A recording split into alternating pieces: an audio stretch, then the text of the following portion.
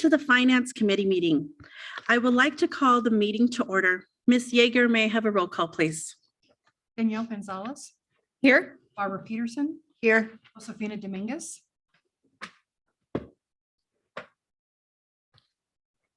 I just heard her, Josefina Dominguez, I'm here. Yolanda Montoya Cordova, Here. Peggy Mueller Aragon, Here. Courtney Jackson, Here. Crystal Tapia Romero. Here. Finance Committee meetings will be hybrid meetings with community members having a choice to attend in person at the John Milne Community Boardroom or virtually at www.aps.edu. Presenters will attend virtually. You may participate by attending the meeting in person, watching the live stream of upcoming meetings by clicking on the live meeting stream button on the main board page at aps.edu. Emailing input, comments, and questions to board members at boarded@aps.edu or calling 505-880-3729. So our first item for consideration and action is item 3, which is the adoption of the July 27th, 2022 Finance Committee meeting agenda and approval of the April 27th, 2022 Finance Committee meeting minutes. If I can get a motion, please. So moved. This is Courtney. Second, this is Peggy. Thank you. Ms. Yeager, can I have a roll call vote, please? Danielle Gonzalez, Yes. Barbara Peterson, Yes. Crystal Tapia Romero, Yes. Josefina Dominguez, Yes. Yolanda Montoya Cordova, Yes. Peggy Mueller Aragon, Yes. Courtney Jackson. Yes. So our next item for consideration and action is item A, consideration for approval of cash disbursements for June 2022. And we have Ms. Renee Apodaca, our Executive Director of Procurement. You have the floor, ma'am. Over to you. Okay, thank you, Madam Chair. Members of the board, Superintendent Elder. The action memo for consideration is approval of cash disbursements for June 2022. PSAB Supplement 7 requires that this summary of listing of vouchers be presented to the board for formal approval and entry into the minutes, and this meets those requirements. Perfect. So I will go ahead and open it up to the board to see if we have any comments or questions. And I will start over with President Montoya Cordova.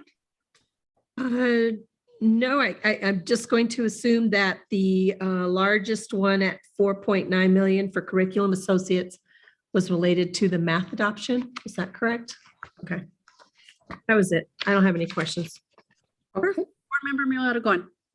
And if you could just get back to me on these, because I had several, so I know that's going to be difficult. So I just wanted to know on, I think it was on page 26, we had the Animal Protection of New Mexico. So I just wanted to see what that was about.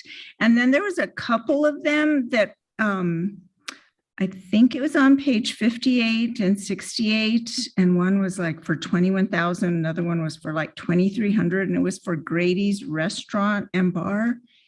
And I didn't think we had a Grady's here in Albuquerque. So if I could find out what that's about. And then there were a couple of others, I think on page 42 and 51 that were kind of large for the main event. And I know that's a really fun place. So I just assume it was something fun for kids, I hope.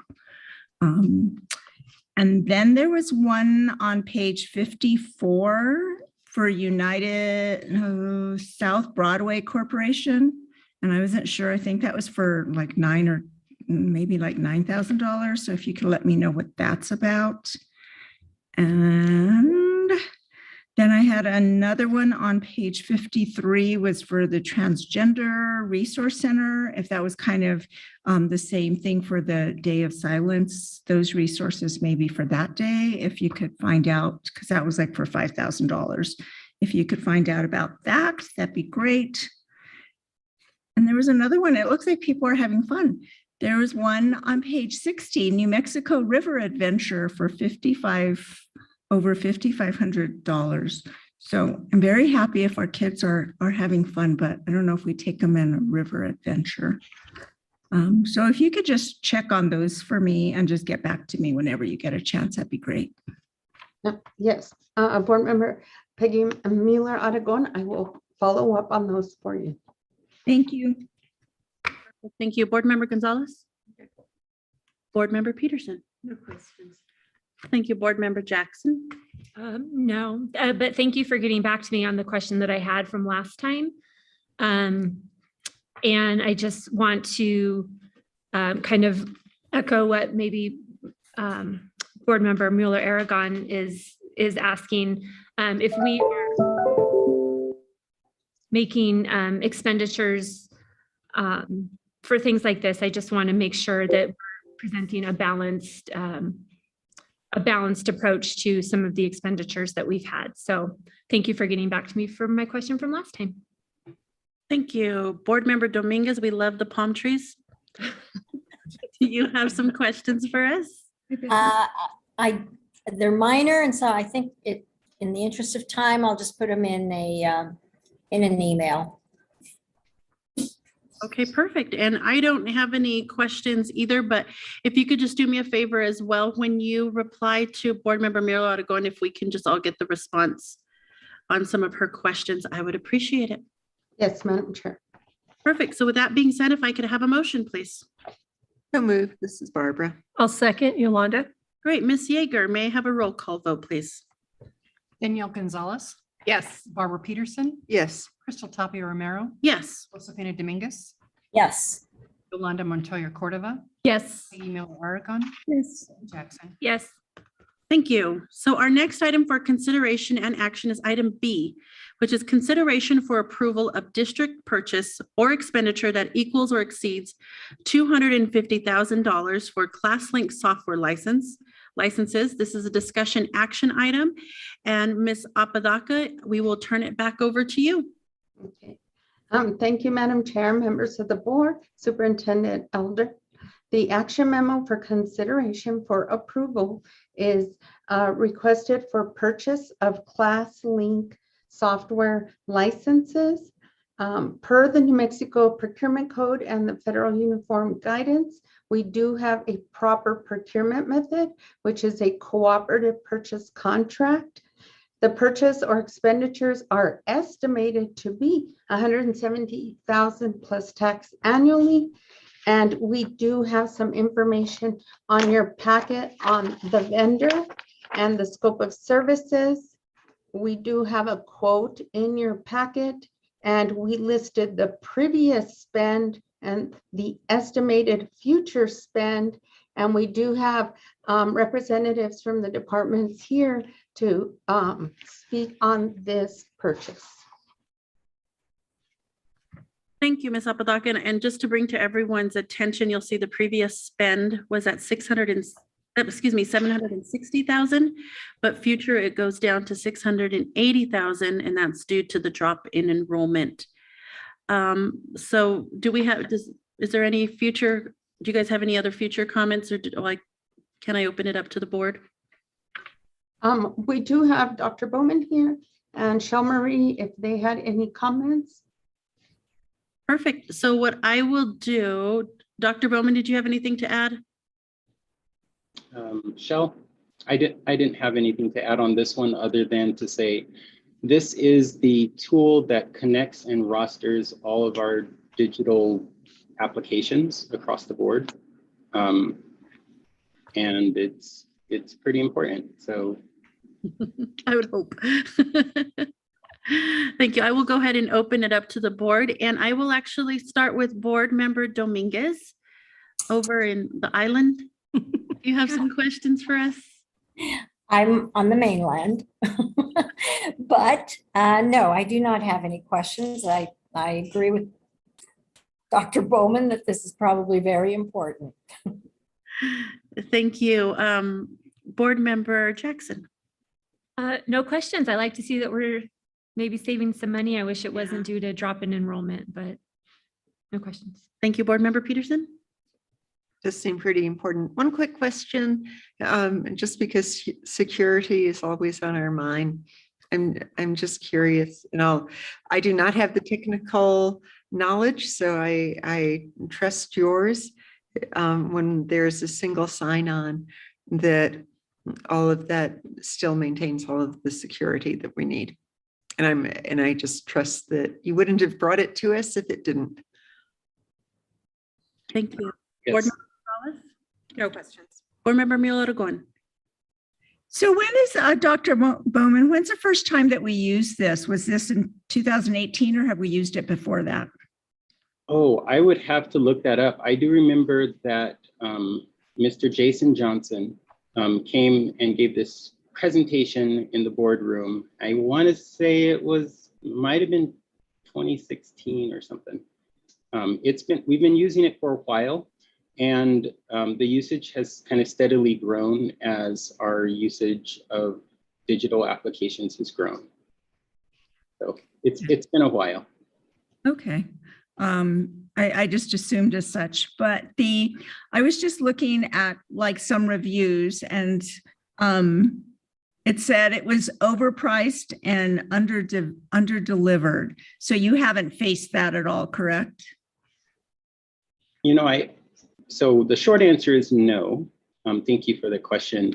But the longer answer is that it is rare that any piece of educational technology is as developed as anyone would like it to be. And we have found that there's value in it. Now, we have found that there's value in it, and they are one of the single sign-on solutions that is highly focused on education.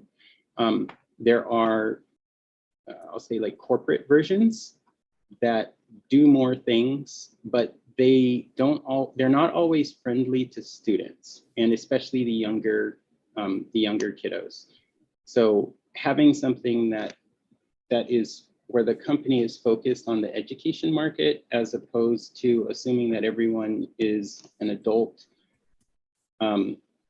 that's the reason we've continued with it. Okay, I just wanted to make sure. And then another thing that I saw that they said, and you're going to know this better than I do, because I'm not a tech person, that this company throws a lot of buzzwords out, and they feel that it is still overpriced, and they really just try to get taxpayers with that overpricing. But I'm assuming that you're going to stick to their good company, and these were just outliers that just said some things that really are not exactly true. I think everyone's got opinions. And I would actually just pass it over to Shell Harris to say if we have what experience have we had with them as a company? We've had actually really good experience with ClassLink. They're very responsive. Their customer service is excellent.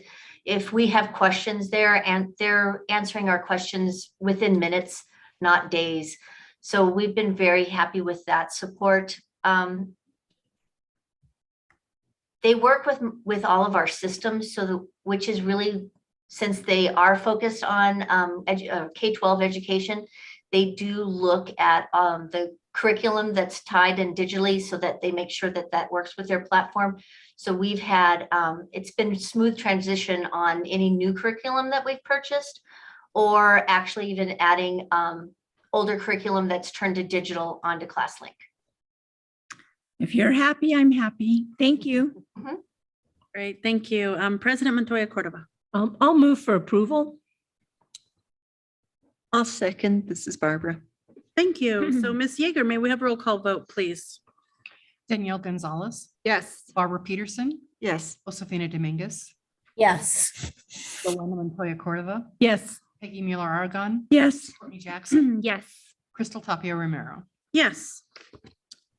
So our next item for consideration and action is item C, consideration for approval of district purchase or expenditure that equals or exceeds $250,000. And this is for fuel from TAC Energy. This is a discussion action item. And Ms. Apodaca, I will turn it back over to you.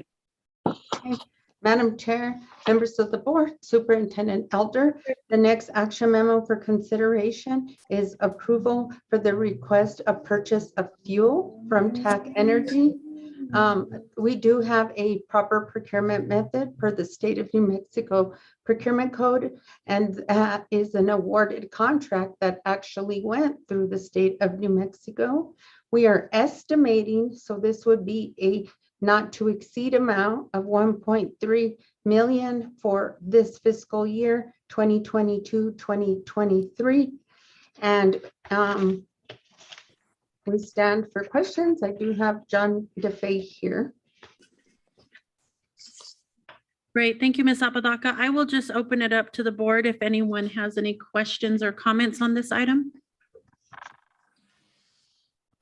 So my only question is I know that we had one for fuel here and then we have another one for diesel. So they're both is one for buses and one's different for just the fleet management, or how is that coordinated, or is it not? Okay.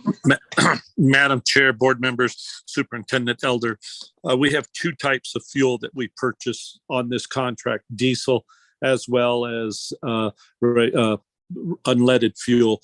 The diesel is for our larger trucks, dump trucks, and the bigger trucks that we have, and tractors. And the unleaded is for the white fleet as well as for school police, food services, and everyone who uses unleaded into this. Now, buses are totally different. They do not use this contract. They have a different contract.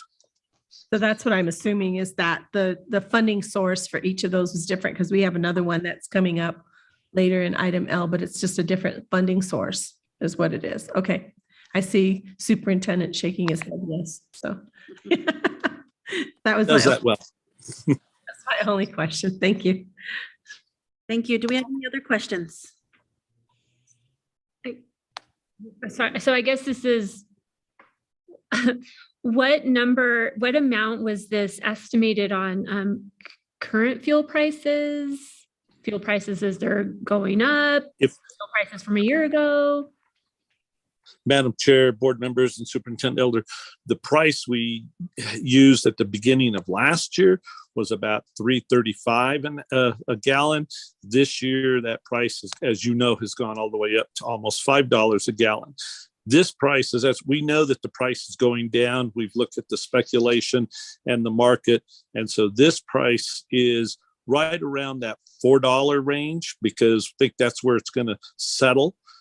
We went from we almost doubled it in 3 months what we did previous to that this past year, where we were at 400,000, we went over to almost $1 million.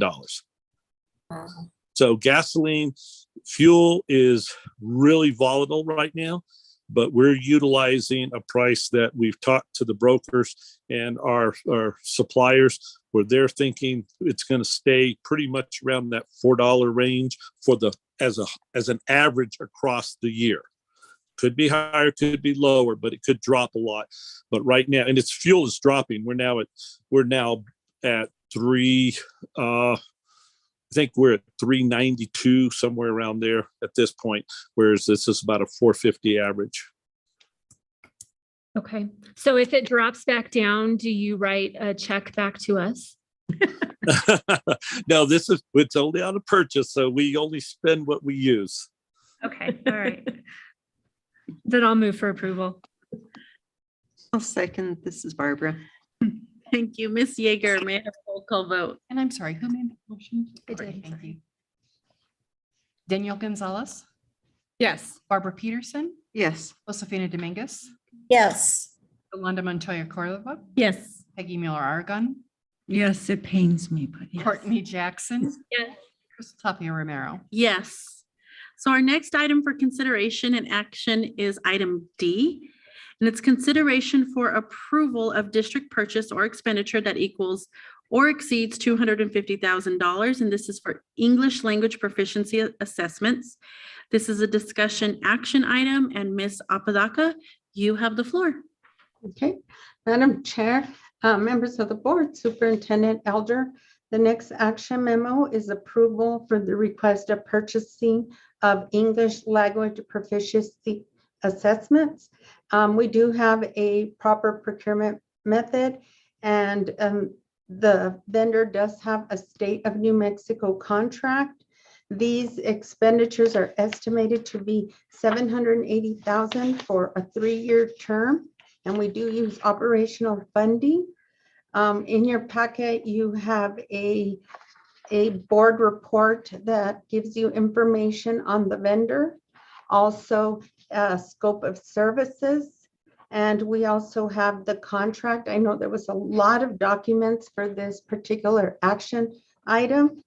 And we do have the previous spend, and then we have estimated future spend. And you will notice that we did provide some information for year 2021 was lower due to only 200 students tested due to COVID. And I do have some members of the department here to speak on this assessment. Okay, thank you, Ms. Apodaca. So I know, like she said, we have a ton of supporting documents for this particular item. Main thing I just bring attention to, again, our previous spend of 303,000. Future 780,000. Again, difference is because of the previous year with COVID. So that's why we have the increase. Looking through a lot of the supporting docs, because it took me quite some time. I will go through each board member to see if we have specific questions with a lot of these attachments. And I will go ahead and just start to my far right. I have lots of rights. Get to be first again. I could go to board member Mueller. Ought to go in. I mean, I can see why it was just confusing because we had some old documentation associated with this. And you know what, because I have a feeling that board member Gonzalez probably has some really good questions to ask here. So I want to, because I'm sure she's going to ask the same questions I'm going to have, but I'm going to, you don't have any questions. Oh, okay. So you better. So I better ask my questions. I guess the only question one of the questions that I had is, so with the 780 as an estimated future spend, because we go on an annual basis with this one, correct? And so approximately how many students will we test this coming year? So chairperson and also board member Yolanda Montoya Coro, as well as superintendent Elder. So last year, we did complete our testing in the spring. So last year we had a little over 15,000 students who were identified as English learners. And as was pointed out before, year 4 was optional. So it was during COVID and we were like, you know what, we want people to be safe, but if you would like your student to be tested, you can come in. So this year, once we get our 40-day numbers, we'll know our rough estimate again. So we tend to exit around 4% of our students every year. So hopefully if we were to exit 4% of the 15, but we don't know in terms of who's coming in. So once we get our 40th day numbers, we'll know how many kids we expect to test. But we stayed pretty flat with a little bit of increases in our percentage of students who do qualify for this exam. And remember, this is a federally required exam that is chosen by the New Mexico Public Education Department to meet our Title III funds that we receive, but also making sure that we're assessing the progress of any of our English learners. So we've used it for multiple years, and we do use the data to make sure that the students are proficient in those 4 areas of language, speaking, reading, and writing, and it's also used for class placement. But yeah, so the long answer there, just to give you background, so the long answer, I was also trying to explain all those different documents you got, but the long, so maybe I was overreaching there. But my point is that we'll know when we get our numbers for 40th day, but last year we had 15,000. It's because we didn't test the year before, so we'll see the exact number, but in terms of percentages, it's probably around the same, which I believe is around 17%. I believe we do have it on our dashboard. So it's a lot of kids in our district, but it's something that we're required doing. It's very important to make sure that these students are assessed so we know how they're doing and how we can provide services to them. When I know that the test is, you answered one of the questions that it's federally required. And so the question that I had was like, how long, so this group, the Wisconsin Center of Education Research, had this for quite some time, correct? Are they the only keepers Yep. of the test then? They're the ones that created it for nationally?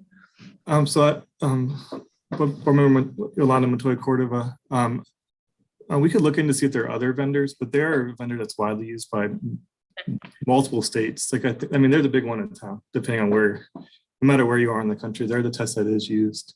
And like I said, this is actually the state who chooses this test. It's not something that we choose. Okay. That was just my only question, is just it, because it sort of confused me with all of the documents that were attached to it, because in a way it made it, I wasn't quite sure if we had an option, but it sounds like we really don't. I mean, and it's a great test. I mean, I think it's an important test. So I know that we've been using it for a number of years. So that was the only question I had. So thank you. Thank you. Thank you. And I actually want to have a follow-up question to what you just mentioned there, just some my clarification. So with it being a federal required test, but this test is specific to New Mexico. It's not that every state is using this exact same test that we're using. Chairperson Tapia Romero. So actually, no, this test is not tailored to New Mexico. This is a federal required test. So all the states that are using the same test. So it's not like we have, some of our for example, one of the other tests that we administer through our assessment department is the New Mexico Measures of Student Success and Achievement, which is our new summative test. They have been working with the vendor there to make sure that they have items that are culturally sensitive, but also appropriate for students in New Mexico. But this is not one of those. This is a test that's used nationally. So it's really a nationally developed and normed test. Okay. Thank you. I will continue on. Board Member Maria Aragon. So my first question is, because I read everything. And so can you just tell me what the relevancy of these older documents back from like several years ago? I mean, I was reading them and I was like, well, this is like, we don't have MRI schools. So much of this stuff we don't use anymore. So I just didn't know why it was relevant. If you could tell me why it was, and I didn't, feel like I didn't waste my time. Or maybe I shouldn't know the answer to that. It's a history lesson. So Renette, would you like me to speak to that, or would you like? So one of the documents we provided you with, which we personally think is a pretty good document, and we use it for our school. So we did provide you with the fact sheet. And we use that document, and I think that our colleagues at NMPD did a great job on that. And the whole point of that was just to give you the who, what, why, when, where, how kind of approach. So that was one of the documents. We also included, I believe, the purchasing vehicle, I believe, was in there. Right. So you guys would know that it is a state contract. So it's not something that we are having to do our own RFP or anything where it's not us deciding what this is the best test for our students. It's something that we're required to do. So I believe that was included. I think we also showed you, that it would be a 3-year ask. So it was to show you the overall ask for that. And did I miss one of the documents, or is that? Mhm. If I may, this is Board Member Gonzalez. There was the ESSA state plan, which was submitted from the Martinez administration in 2017 to the U.S. Department of Education. Yeah. And I think it was because under the Every Student Succeeds Act, the Federal Education Act, which required for the first time that we're tracking that there's new accountability specifically for the progression out of English language status. That was the federal law that requires the annual test. And the state plan basically set forth what was New Mexico's plan and what we all need to do. And there are two assessment consortia basically that exist for the English language proficiency. There's this one, WIDA, which a bunch of states are in. And then there's another one called ELPA, I think, or ELPA something, that a bunch of other states are in. And basically New Mexico picked WIDA, so we got to follow all of that. So that, I believe, was why. Yeah. Thank you, Board Member Gonzalez. Yeah, that we were trying to, and I apologize if we gave you too much, but we wanted you to know why we're doing this and where is it coming from. But also, like Board Member Gonzalez just said too, that is a new measure that we will have. It's how many students are exiting this program over a period of time. So in addition to just looking at our passing rates or our proficiency rate, English proficiency, we are supposed to be getting stuff from the state that'll be rating us or doing something with what's our progress being made in terms of exiting the students during their careers. So thank you. And thank you for remembering the second consortium. And so that would be other good information for us to have is I know that you said that the yearly exit rate is 4%. So is that the average amongst all the other districts that use WIDA? Is it an average or is that just New Mexico or APS? Also, Board Member Peggy Mueller-Aragon, we can definitely get that number for you. That's something we can get, and we can definitely get it from the Council of Great City Schools so we can know what our similar districts do. Okay, that would be that. Those would just be good to have. So the other question that would be good to have an answer to is how many years does it take on average for a child to exit? So it's like if we're only doing 4% on average, like how long does it really take? Like how many years does it take for them to exit? So Board Member Mueller-Aragon, so that's something we actually have our SAPR team, so our Strategic Analysis and Program Research team. So we can have them do that, let you know how we've been doing in our district, which would be great to have, especially as we get ready for that state measure coming out. But I don't have an exact number for you, but we can definitely provide you with that number. And I'm very curious to see it myself. So thank you for asking. As I recall, it was several years, but it'd be good to see those numbers. So if we have a chance to just have that like as a presentation, that would be wonderful. And also, I mean, I know I can look all this up, but just kind of what the proficiency scores are for our students, that would be also, and I know I can go and I can look that all up, but I would like it to be made a little bit easier for me. Sorry. So if we could get that. And then a simple question, I think, is when I'm looking at this, at this test, am I to believe that it is showing like growth more than proficiency? Is that what we're looking at? More the growth and the progress rather than the proficiency scores? The Board Member Peggy Mueller-Aragon, sorry, looking at your name tag. So it's supposed to be a test of proficiency, right? So in each of those subdomains of reading, writing, speaking, I forgot that one, and listening, it's not that they're giving like a different test every year. So it's not necessarily saying like, is a child progressing based on standards? It's more looking to see at that time for a kindergartner, how are they doing?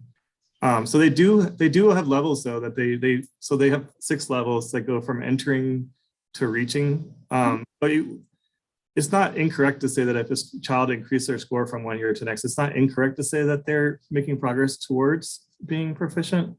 But the test is designed to measure proficiency, not necessarily are they growing. So for instance, once you exit the program, we don't keep giving you this test. So if you're interested in looking and seeing like, well, has their proficiency in English in those domains, has it increased? We don't give it once they exit. So it's really like, it's that criterion or cut point that we're looking for to see how they met it. But yeah, when they haven't met it, we do provide this. So this data goes out to all of our teachers. It goes out to our colleagues in our language and cultural equity department, principals, everybody. And so they do look at the scores and see, are the kids making progress in those areas? So they do actually use the subdomains a lot. And then they use that to have further interactions with the students to figure out how they can do better in those areas. But yeah, but we haven't in the past used it as a way to track proficiency, but as Member Gonzalez pointed out, it is something that we're going to be required to start looking at. Okay, I would just like to learn a little bit more about it. I always like to learn more. So the question, I know that Member Montoya Cordova already asked this, but how many kids are tested? And so we kind of we're not going to know until about the 40th day, but yet you came up with the number of 780,000. So how did you come up with that number? Yes. I know. So that's our average spend. So in the past, so for instance, so I can tell you last year we had over 15,000 kids who were identified as English learners. And if you know this or you don't know this, the way this happens when a child does register to go to our school, so through online registration, Right. to use a screener. It's called the language usage screener. It does come from PED, which came out of a corrective action. So all the districts use the same screener. If they identify on any of those questions that there is somebody speaking another language at home, they are administered a test, which is called the WIDA screener. So it's basically looking to see where they are. And if they don't score at a certain level on those tests, they then do get put into the English Learner program. So I can tell you, like with COVID, it's been kind of interesting, right? Because some of our numbers have changed. We tended to stay around like 15%, 17%, but like this year we were up. But one of the reasons we were up is because we didn't test anybody the year before. So we didn't have the exiting occurring. So usually we have the exiting occurring. That's going to keep that number relatively flat. So if we look at how the enrollment has been going over time, so having that number around 15,000 students, we're doing that and then we're multiplying it. We also know we test students. There's a regular, if you will, or general access test. And then there's also an alternative one that's used for students based on if they have an IEP or have other accommodations that they need. Right. And one for the regular ed student or general ed, excuse me, is $17. And then the other one I believe is $40. $70, excuse me. So it's $17 for the general access and then $70 for the alt access. But we know how our numbers have been for, since like 2008, 2009. So we have trend data. So we looked at that and then we tried to predict out how much we would need. And as was said in the last presentation, this would be, and Renette, please correct me on this one, but this would be a drawdown PO. So if we don't spend that money, it's not like that money would just disappear. Is Renette, am I speaking correctly? Yes, that's correct. This is a not to exceed amount. So definitely it could be less. And then if it were to come back more, then we would come back to the board for additional approval. Thank you, Renette. Thank you. Thank you. Board Member Gonzalez, did you have any follow-up on that? Okay, Board Member Peterson? So I've been out of the classroom long enough now that I'm curious about acronyms. Is FLOAT still the acronym for primary home language other than English, or is that an outdated language identity? Board Member Peterson, I think that you were still hip. You were still in the know that we do use that acronym from time to time. So we still have float kids. Yeah, it's interesting because it is self-identification, which means there's always sort of that question of, are we really providing services for the students who need it most? Because, and in fact, academic language is something that needs to be consciously addressed for many, many, many of our students, not just those identified as float, falling into the acronyms. So yeah, I'm going to go back for just a brief little history. One quick question. Is access the only option that the state has?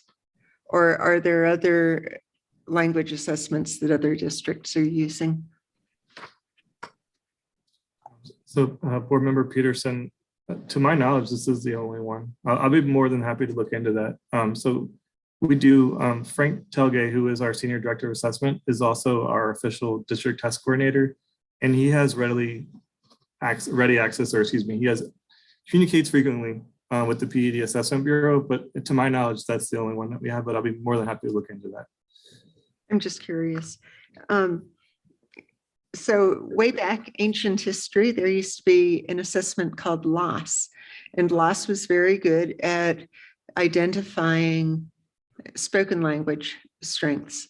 And I think taking on access was a real step forward because it was recognizing that what we have to look at as educators is academic language, and that our responsibility is to make sure that we're giving students support for academic language. A couple of the concerns though, and this is something maybe we want to bring to instruction and accountability to really get more information, sort of analyze what this really means for classroom instruction and how access is being used, because it is a really time-consuming assessment, which is on the one hand good, but it's also time consuming. And for a while, I know the Language and Cultural Equity Department had funding to provide people to assist with the assessment, especially the oral language part. And I'm not sure if that's still the case, because if it's on the school, it does become really problematic to be able to give the assessments, the oral part especially, effectively. Do you know? Yeah, so Board Member Peterson, so actually on the assessment team, we do bring in, we have some wonderful temporary staff that we bring in for this test. And what they do, and actually we have one of our great staff members, his name is Christoph Brunder. And what he does with that is he uses these people to help supplement our assessment team. So what they do is there's some schools that have a lot of kids, and there are many of our schools that do, that will actually use these wonderful, I don't like calling them temporary staff members because they're really important to us this time of year. So we'll call them our expanded access team, or I don't know. But my point is we use them very strategically. So where there's places where there are a lot of students that need to be, generally it's kind of done through a pullout. So they're kind of like, hey, can I grab you for time, and they'll pull them out of the classroom. So they help us do that. And we also do rely heavily on our school test coordinators. So we do have at least one school test coordinator at every school. And they also, sometimes they can also assist with this, as well as we do, like you said, sometimes we do rely on the classroom teachers. So we have that temporary staff that is available through our assessment budget. The Language and Cultural Equity Department, they do have some staff that have been available to us in the past, but they're mainly used for the screening, because the other part, the getting into the program, the WIDA screener happens very frequently. So they have those staff to help out with that. So we handle the access side of things, and they handle making sure the students are getting screened, the parents understand what's going on, that the students are being placed appropriately, and making sure that everything is done in a way that is hopefully equitable for the schools. But so the short answer to the question is we do have staff that we use on a temporary basis to help support the schools. I'm glad to hear that. One of the reasons why I wanted to come to instruction and accountability too is that, the goal of any assessment is just really and truly to create that pathway forward for what instructionally do we need to be doing with students. And one of the things I'm curious about from the data point of view is how strongly does access correlate with the standards-based assessment that we're giving?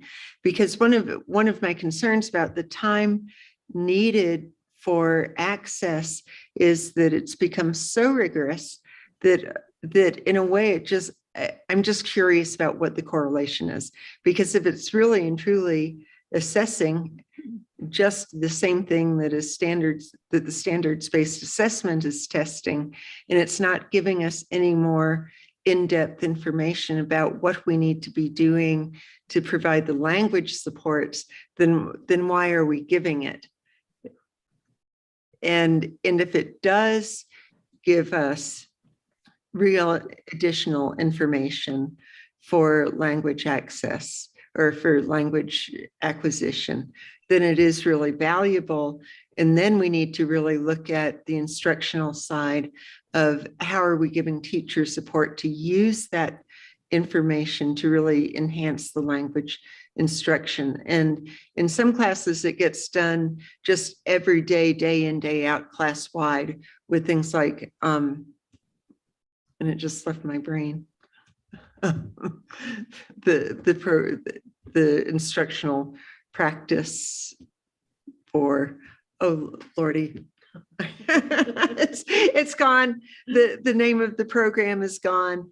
But anyway, we really and truly, I want to see how is it really guiding us in the instructional practices in the classroom, and what are we doing to not just randomly throw out guesswork solutions, but really helping support teachers in their language instruction.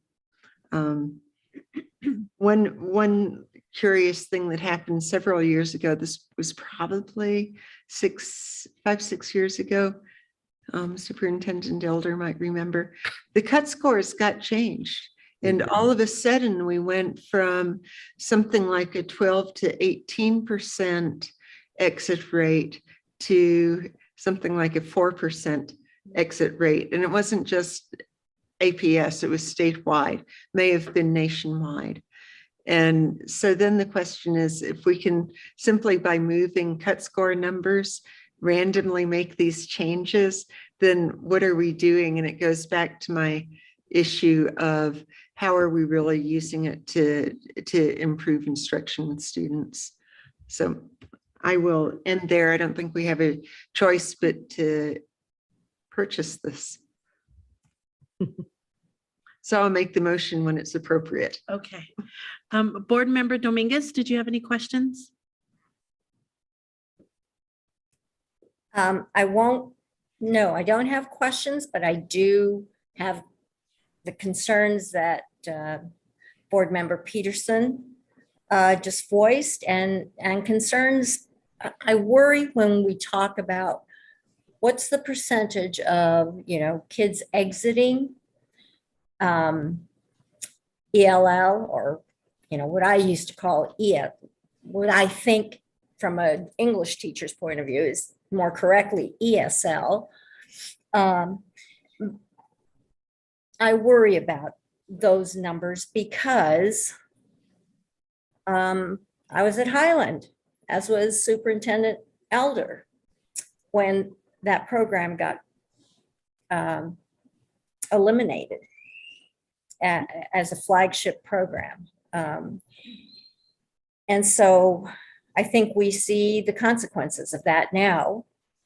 And so I want the street data, right? Which is in fact the classroom data, the weeds. I worry when we want to exit a high amount of students, or when we start talking about we want on average 4% exiting. I think it's important to talk about quality. And so I'll leave it at that. And I'll second when it's appropriate. Thank you, Board Member Dominguez. Board Member Jackson. Thank you. So I did just have to ask Superintendent Elder what exiting meant as the non-educator mom here. So now I know what that means. So I'm thrilled about that. And I will second what some of my colleagues have said. I wasn't really sure why we had the strategic plan from 2016 in here, but I will say I read it. And first of all, I was really happy to see that there were metrics in here, that there were goals. Unfortunately, I'm really upset to see that one of the goals was an academic proficiency rate of at least 50% by 2022, sorry. And looking at my computer, we're in 2022 and we're nowhere near a 50% proficiency rate. So I'm thrilled that this is in here, and maybe this is some stuff that we can use as we move forward with our strategic plan, because I'm seeing goals and metrics and data. So I know we already have a first and a second, so I think we're good to go, because I think this is something we have to do. And so we might as well approve it, and we can get in the weeds later. Okay, you got it. Or the palm trees, Josefina. So we had Board Member Peterson make the motion, Board Member Dominguez second. So Ms. Yeager, if I can have a roll call, please. Danielle Gonzalez, Yes. Barbara Peterson, Yes. Josefina Dominguez, Yes. Yolanda Montoya Cordova, Yes. Peggy Mueller Aragon, Yes. Courtney Jackson, Yes. and Crystal Tapia Romero. Yes. So our next item for consideration and action is item E, consideration for approval of district purchase or expenditure that equals or exceeds $250,000, and this is for Pear Deck software platform. And this is a discussion action item, and Ms. Apodaca, you have the floor. Thank you, Madam Chair, members of the board, Superintendent Elder. The next action memo for approval is requested for the purchase of Pear Deck software platform. We do have a proper procurement method for this purchase. It is a cooperative contract. The purchases or expenditures are estimated to be $138,860.40 plus tax for 1 year utilizing capital funds. We do have a board report that has information on the vendor, also a scope of services. And then we listed out the previous spend and then the requested spend. And I believe there was a quote in there also. And we do have members of the department and schools for questions. And I'm going to actually give it over to Aaron Jaramillo if he has any other comments. Yes, thank you, Renette. Board members, Superintendent Elder. Yeah, we brought this to the board previously, so we were just seeking some time to follow up and potentially get it approved, as we have a several thousand, tens of thousands of students who use this software, student engagement software, and for also for assessments. So if you have any questions, we'd be happy to answer. Thank you, Mr. Jaramillo. And I'm grateful for the PowerPoint that you all included and the, deeper, I guess, information that you included in this that we didn't have, from a past meeting. So thank you for adding that. So I will actually start with our board members as we revisit this. And I will go ahead and start with Board Member Dominguez.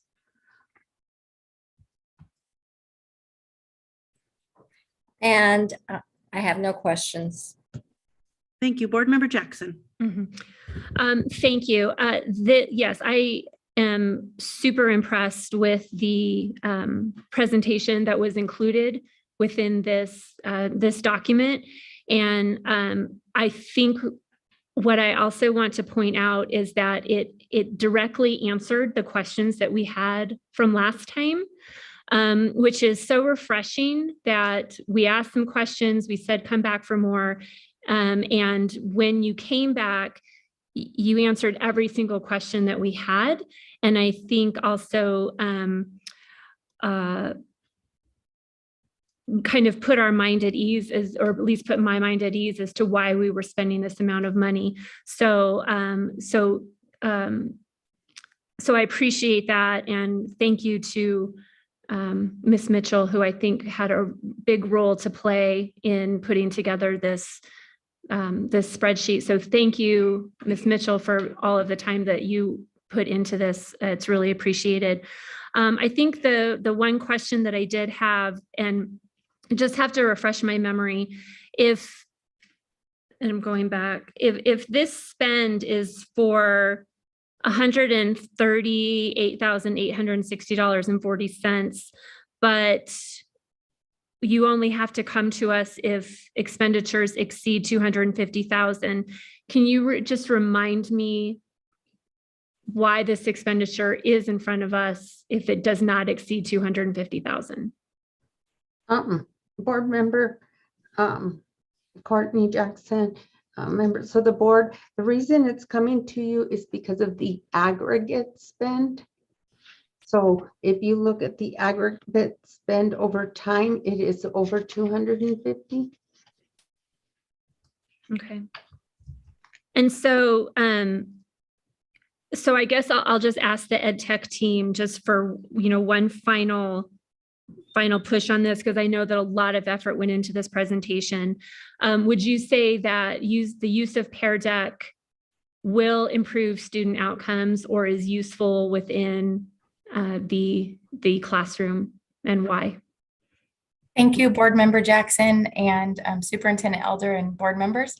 Yes, we would say that Pear Deck is directly effective for students. It meets the goals of providing equity and access for all students. The tools that Pear Deck provides makes a stagnant slideshow interactive for students and provides real-time data and feedback to teachers in the moment of the lesson. And that data sticks with students in their drives, it sticks with teachers, and it forms better instruction. Thank you. I don't have any more questions. Thank you so much for directly and specifically answering the questions that we had from last time. That's really refreshing to see. So thank you. Most definitely. And I want to add too, and I appreciate this from, it seems like the different agenda items where you're showing us previous spend from previous years and now showing, what we're looking like going forward. So we know what to compare to and see how it's either increased or decreased. So thank you for including that chart as well. So I will go over to President Montoya Cordova.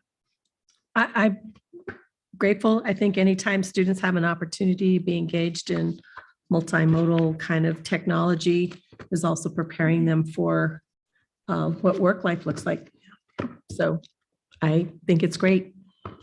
Thank you. Board Member Muller-Aragon. So can you just refresh my memory? So this resource is being provided at the request of certain teachers. It's not being provided to every teacher. So currently, board members and Superintendent Elder, currently this is being provided for all teachers, and that's what we would like to continue with. So all teachers can continue to use Pear Deck.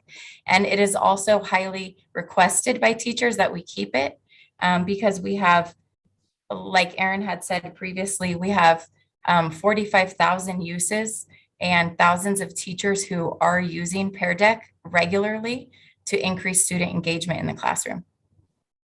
So it's provided. So what percentage of teachers use it? Do you have that number? Yeah, we do. From last year, we have 29% of teachers were using it on a regular basis with classroom instruction, because Pear Deck can be used with all of our digital content from all curriculum areas.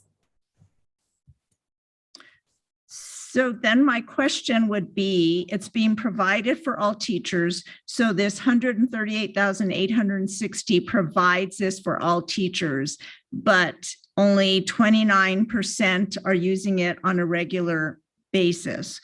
So then my question would be then, is this a good spend? Is that a good use of money if you don't have a higher percentage of teachers using it? That number has gone up drastically because 3 years previous before that, only 2,000 students were using Pear Deck. And so that number has gone from 2,000 to 45,000 student uses in just 3 years. So with increased training and awareness for teachers, then more teachers can use this. And if I may, I would also just like Aaron or the team to talk about how we did look to get a very good deal on this. And these schools, had they gone out themselves to buy it. And Barry's down here. Sorry. So if the schools had gone out to purchase it, it would be substantially more expensive than us purchasing. Oh, absolutely. For sure. I mean, that we know for sure. I see the engagement, it's going up. And so hopefully that trend will continue. So then, since I really don't know too much about this, so this also allows for like live lessons and student-paced lessons, like I think Nearpod does. So does it provide for those as well? It does. So Pear Deck has a variety of multimodal tools, which include audio can be embedded into slides, different types of questions, short answer, multiple choice, drag and drop options for younger students, even a drawing option so students can solve math right onto the page with their pens or even their fingers. And video can be embedded. Teachers can take their slide deck and they can monitor it, and it can go at the teacher pace, and then they can, with a click of a button, turn it to student pace. So then students can work independently and go back and forth through the content. Okay, that's good. And so then I read this when I was reading more about it. So I am just assuming the answer to this is going to be no, but I'm not telling you to say the answer is no. So when you're providing this resource, we're providing Pear Deck. So when we're providing Pear Deck, is it about engaging around formative assessments? Or is that false? So it's about engagement in all different aspects. So teachers, there's a vocabulary tool to build vocabulary and work collaboratively with other students. Teachers can use it for formative assessments. Teachers can use it for just general engagement in the classroom, for SEL lessons, curricular lessons, all across the board. Okay. I think the only thing I would also like is I would just like to see, it seems like people that reached out to me were teachers that just loved it and they wanted to make sure that, I voted yes. So the thing that I would like to see is I would just like to see data. I know that you did, but just like Member Jackson said, is I would like to see how this is improving student outcomes. And so when we're doing a whole bunch of different things, it's kind of hard to know this is. So if you could bring that data to us and show us specifically how this Pear Deck software platform is improving student outcomes, I think that would be helpful to me at least. And then I'm just going to point this out on page 332 and 345. There's just a couple of things that are misspelled. So just because we should correct them. Thank you. Thank you. Board Member Gonzalez. I don't have questions, but I also just want to state my appreciation for the degree of specificity and information that you provided with all of the right context. Thank you. Thank you. Board Member Peterson. No questions. Thanks for the information. Thank you. I do have a follow-up question, and I just want to make sure I'm clear on this. So when it listed the amount needed for FY 22-23, the 138,860, it says plus GRT, and Ms. Apodaca, you'll probably have to answer this for me. Plus GRT, I was under the impression that was we have to pay GRT on services, not software. But wouldn't this be considered software? Yes, Madam Chair, we pay tax on services, and software is considered service because there is service on any type of help desk or any type of patches that might be sent out, any type of maintenance or related to the licenses. So software is taxable, and we do not pay tax on goods, but we do pay tax on services. Right, and I understood the services. I just thought software was under goods, and maybe I'm wrong, but okay. I'm just trying to save more money. Cool. Thank you for the question. With that being said, if I could get a motion, please. I'll move for approval. This is Peggy. I'll second. This is Courtney. Thank you. Ms. Yeager may I have a roll call vote, please. Danielle Gonzalez, Yes. Barbara Peterson, Yes. Josefina Dominguez, Yes. Yolanda Montoya Cordova, Yes. Peggy Mueller Aragon, Yes. Courtney Jackson, Yes. and Crystal Tapia Romero. Yes, but I don't like Texas. So here we go. Okay, our next item for consideration and action is item F. Consideration for approval of district purchase or expenditure that equals or exceeds $250,000. This is for general landscaping services on call, and this is also a discussion action. And Ms. Apodaca, you continue to have the floor. Thank you, Madam Chair. Madam Chair, members of the committee, Superintendent Elder, the next action memo for consideration is requested purchases of general landscaping on call. The vendor is selected on the RFP and the evaluation criteria within it. The awarded vendor is Westwind Landscape. The expenditures are estimated to be at 12 million for the 3-year agreement. We did provide to you the board report with information of the vendor, the RFP, the link to the RFP. I did give the information on the scope of services and the evaluation criteria. This is a no minimum guaranteed. It does depend on need, on budget, and on funding. We did get hourly rates for installation, and then we did get pricing depending on the product. The previous spend is on there from 19 to 22, and then the estimated spend for 22 to 25. And we did put the summary sheet in there with the evaluation criteria and what was evaluated. And I believe that's it. And we do have John DeFay and Miss Karen Alred for any specific question on the program. Thank you, Ms. Apodaca. And just to follow up on the conversation you and I had with the $12 million spend, do we know what schools are projected to be receiving these services for landscaping?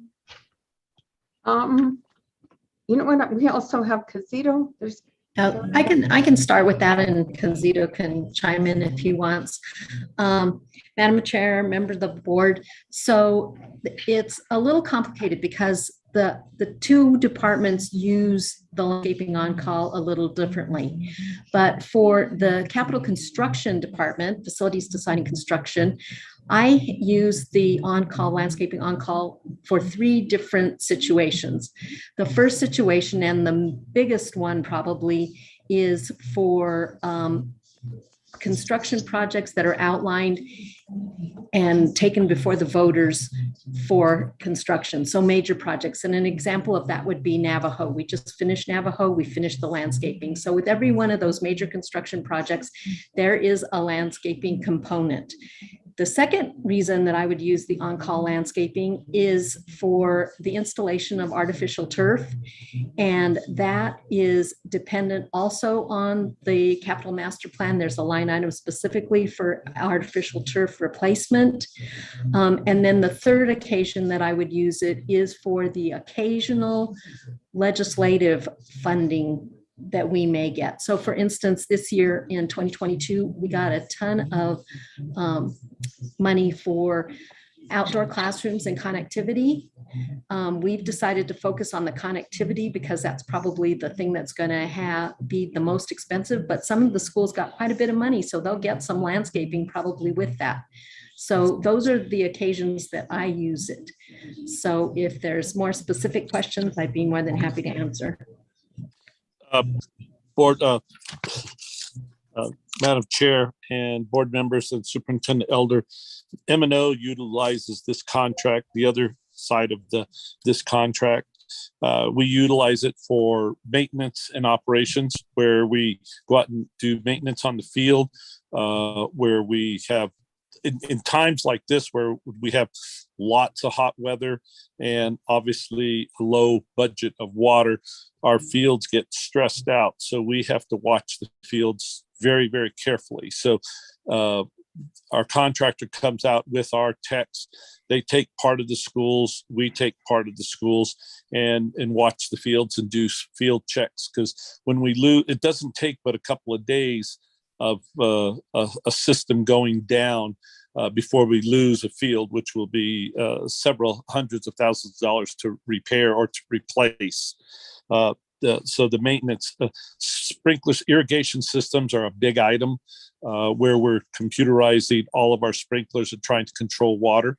One thing that's important about that is that we utilize our irrigation contractor, which is our landscape contractor, for these high-tech installations of the irrigation systems, because we're restricted on how much water we can use at every single school by the water authority. And we used to be about, for an athletic field, it takes about 46 inches of water to take care of a field. per year, and it's condensed in that time of growth. But now we're restricted to about 36 inches. So it's really critical that we're watching the fields and the computerizing how much water goes on.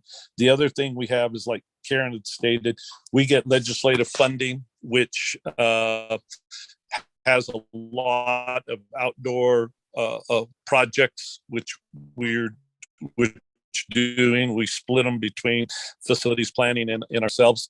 We also did this past year, just to give you an example, we replaced the artificial turf at Wilson Stadium, and we replaced all the turf at Milne Stadium.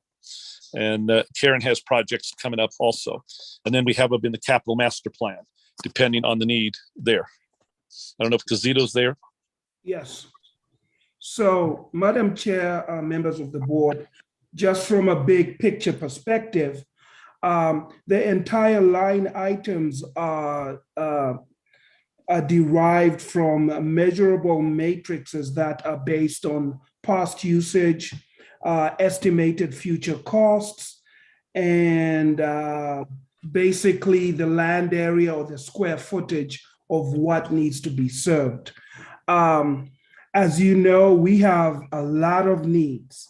The priority of what kind of measure or what kind of chunk that this line item over so many years will take is based on an overall prioritization matrix. And in this case, the landscaping is not just for looks and for beauty, but it's also for not energy savings, life, health, and safety, and also water savings, which is why we're going to artificial turf, and we're spending millions of dollars on artificial turf because, as you know, playgrounds and fields are classrooms also. They're physical education classrooms.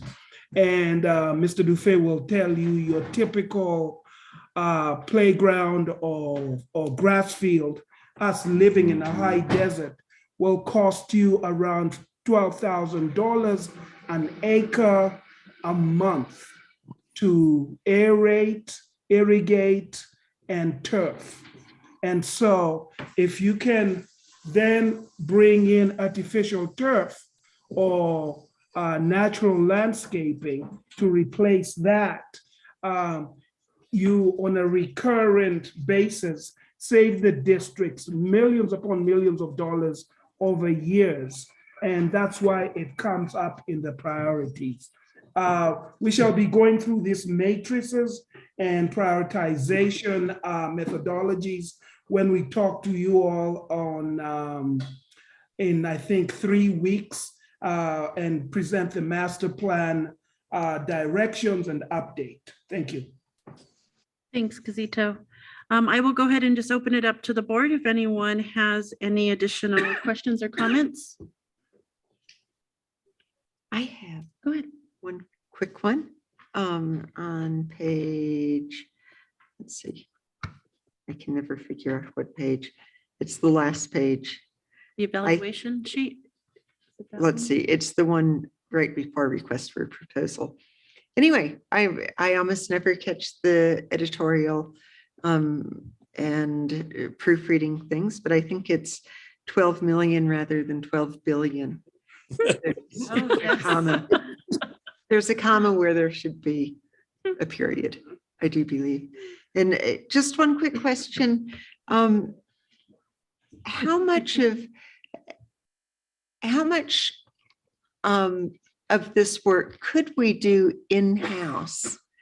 And how much, I'm always curious what the balance is for contracting out, and if it's based on expertise and something that we just can't manage in-house, how much is our ability to hire people? Anyway. Chairman and board members and Mr. Superintendent Elder, I would like to say we used to do most of this in-house. And again, this is almost like the HVAC side, where you have our technicians, irrigation techs, You have landscape techs that are horticulturists, and the people that do that have the expertise for turf and all that. We used to have 63 of these people back. I'm going to go 9 and 10 years back. And if you look 9 years ago, we didn't use that much landscape contracting. Today, I have 6 irrigation techs where I used to have 25. And I have 10, 11 landscape techs, horticulturists, and total. So we're down well over 40 some technicians that we just can't hire. There's just no way. We can't compete with the outside market. Also, they go vacant for a long time because outside contractors obviously pay more than what we can pay, and it's based on the ability and licensure that we require, whereas a general contractor doesn't quite require as much because they work under a general contractor. Our technicians work under us, but they have to have the ability to be able to work alone. So the state has requirements where these are technicians and they're licensed techs. All the irrigation techs, they have to do backflow prevention. They have to be able to do electrical. They also have to be able to do all the irrigation and the computerized, all the work on the computer and doing the computerized systems. And so these contractors have people with that expertise? Yes. Ones like the one we're selecting, yes. Many do not. That's why very few people will bid on this big work like this because they don't have that expertise. And we hold them quite accountable to things like, I believe, Karen, we have like a 2-year warranty on a lot of the systems. And Karen we make a field. They have to take care of the field after installing it themselves. They have to take care of the field for 1 year. We make them accountable for that year. They have to do the cutting of the grass, the fertilizing, make sure that it comes all in when we put turf down. And most of them don't have that expertise or the capability to do that. Was this the only contractor? Was this the only vendor that bid? It's the only one that we see in the documents. Yes, board member Peterson, members of the board, and Superintendent Elder, they were the only proposal that submitted. We do use vendor registry to send out notices, and it got sent out to 15 different vendors. It also was picked up by Construction Reporter, and Construction Reporter is another type of business that sends this out to the construction vendors in the area. We did follow NMSA 13-1113, and on April 17th, there was a public notice in the journal.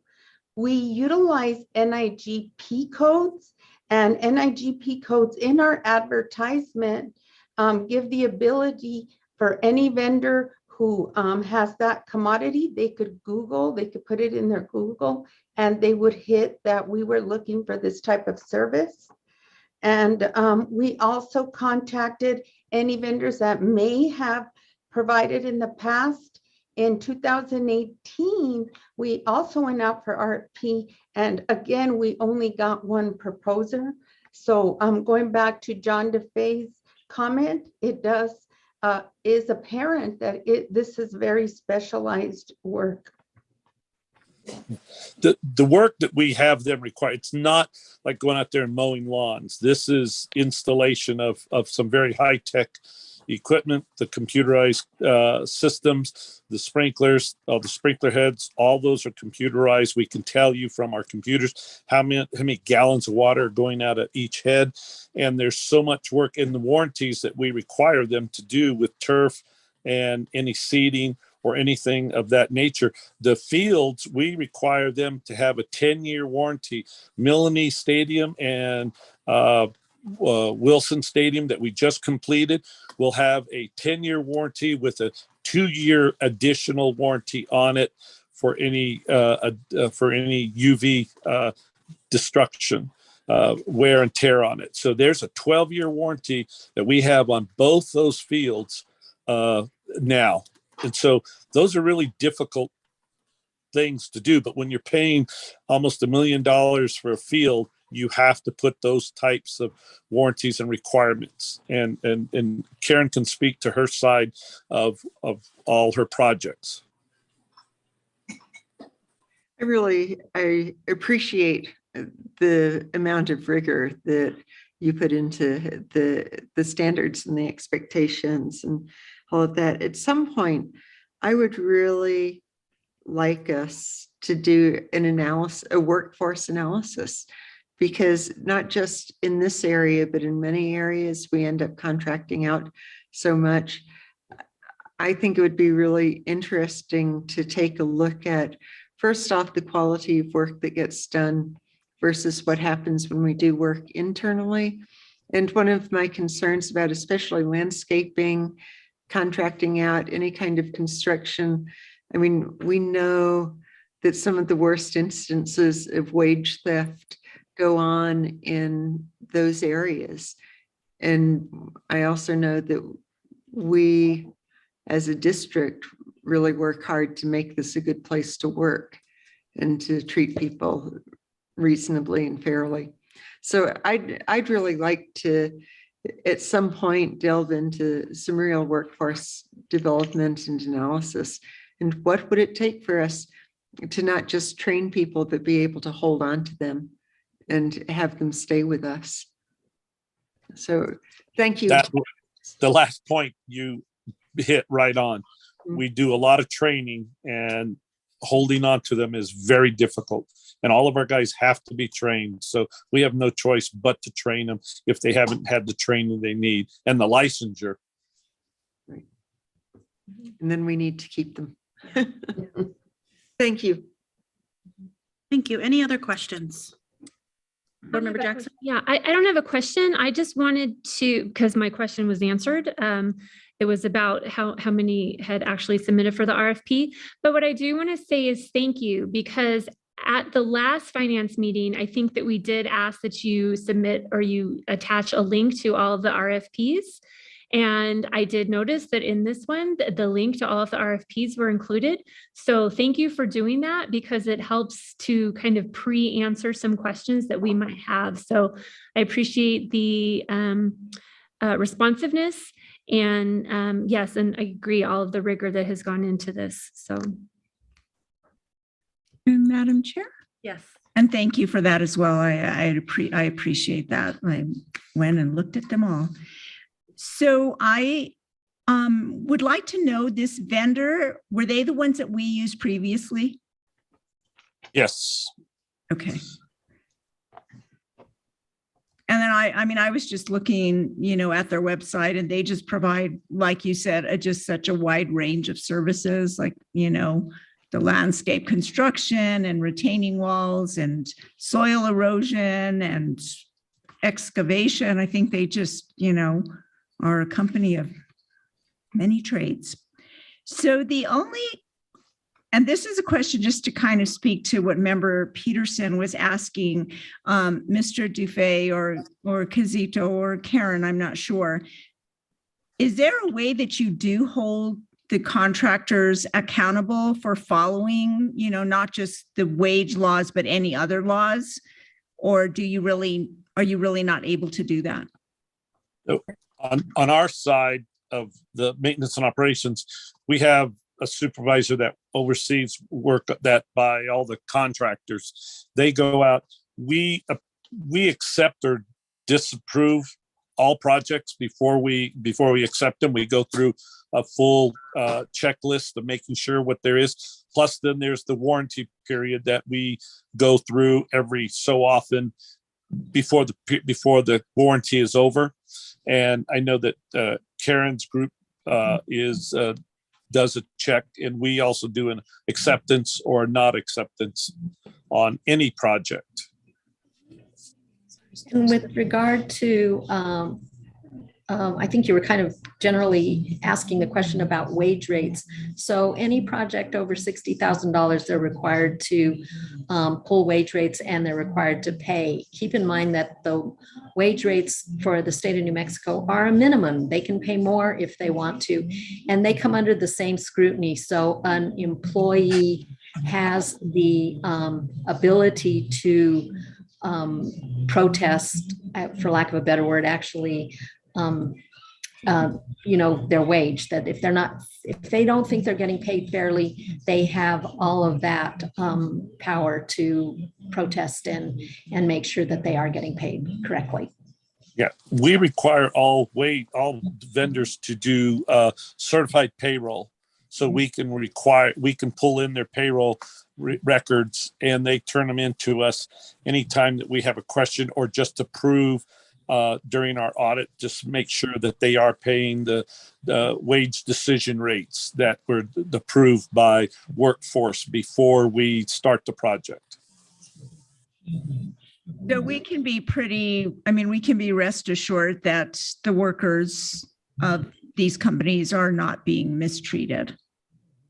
Absolutely. I think the protests, they can protest, and I think you will see these, if they are disagree with what they're doing, they can go to Workforce, and Workforce will do they can do a protest to the company and all that, and they do a full investigation, which they ask us for certified payroll and everything to make sure this is what they were paid and treated. Okay. Just wanted to make sure. And then the last question that I have is, I'm looking at the previous spend and then I'm looking at the new spend, and it was under a 2% increase in pricing. So because everything's just gone, sky high. So I was just I was happy, but kind of surprised. So is it that we just maybe don't have as many projects as we did in the past, and that's why we're at that spend? And it has nothing to do with the increase in this company's pricing? Board member Peggy Mueller, audit going, board member, Superintendent Elder. This amount, the 12 million, there's a statute in the procurement code that this type of contract, that is the limit. Okay.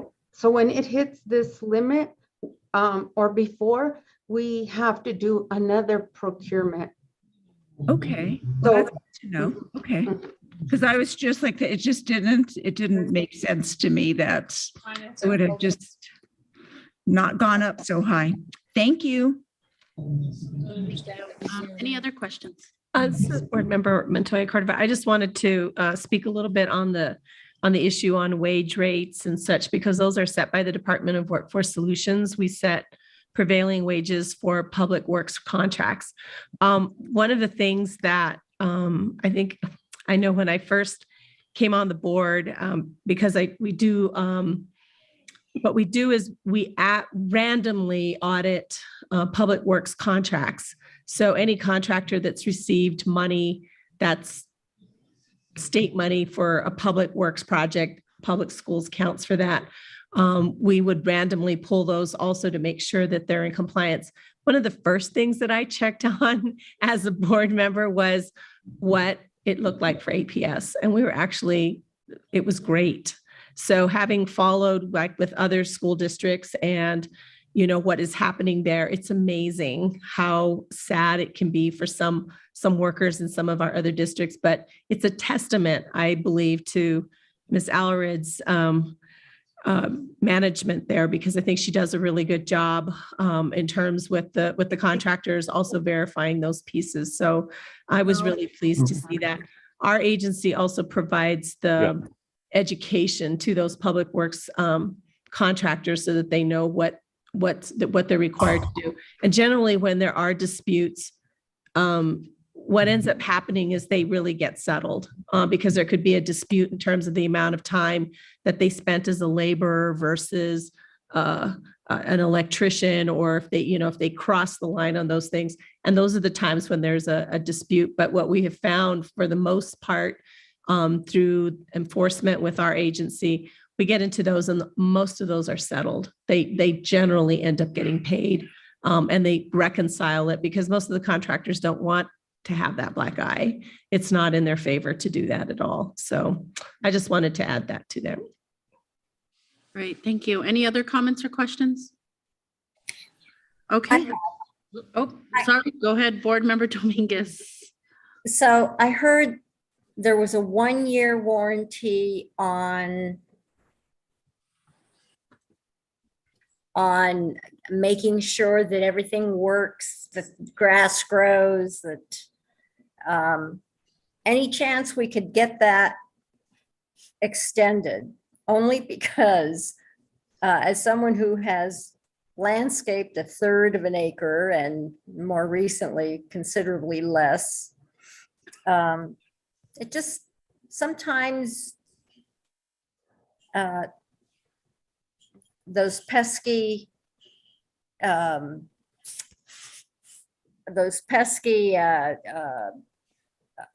what am I saying? The sprinklers just don't operate the way they should. And once you add a layer of technology, which is still relatively new, yeah, there's still tweaking that could happen. Even if we extended it. And I'm thinking of, 2 football seasons, right? Or 2 track seasons. Just a question. I know you guys work hard on all this. Karen, you want to answer it from your side? Well, I'll start. So one of the really big advantages APS has with our contractors is that we're considered a repeat client. So they are very responsive to us. And I know for a fact on some of the major landscaping projects that we've done on our side, I have called Westwind out, and it has been beyond the year or even 2 years. And they will come out and they will take care of it because we are a repeat client and we are a large client for them. So and that goes into the kind of the subjective side of the selection, right? I didn't sit on this selection committee, but I do sit on a lot of selection committees, and it's your past experience that weighs as heavily or maybe even more heavily than other criteria. So Westwind always, when I'm on the committee, ranks really high because they do give outstanding service to us. John? Yeah, their customer service is really second to none because we are a large customer for them. And I know that we have had projects, Rio Grande is a good example where we've had some issues with the systems and they've come in and they've done work. We have them come back in, do some work because we had some systems fail on our side where we have a well go down. They've done work, again, don't charge us for it.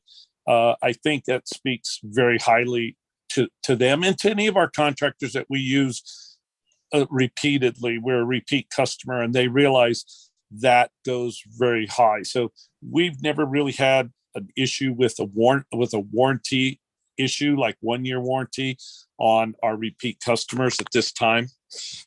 They're really good about it. And so I think we've been lucky about that, and it's just the way they are. And I think Karen said that very well. It's that customer service and repeat that works for us. So one final comment then. Along the workforce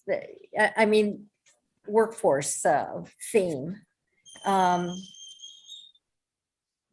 I know it doesn't necessarily help them in the long run, but it would be great if we could build in some apprenticeships or internship programs with Westwind, whereby some kids, APS kiddos, can learn, this, I'm assuming this is what you call a craft labor situation, right?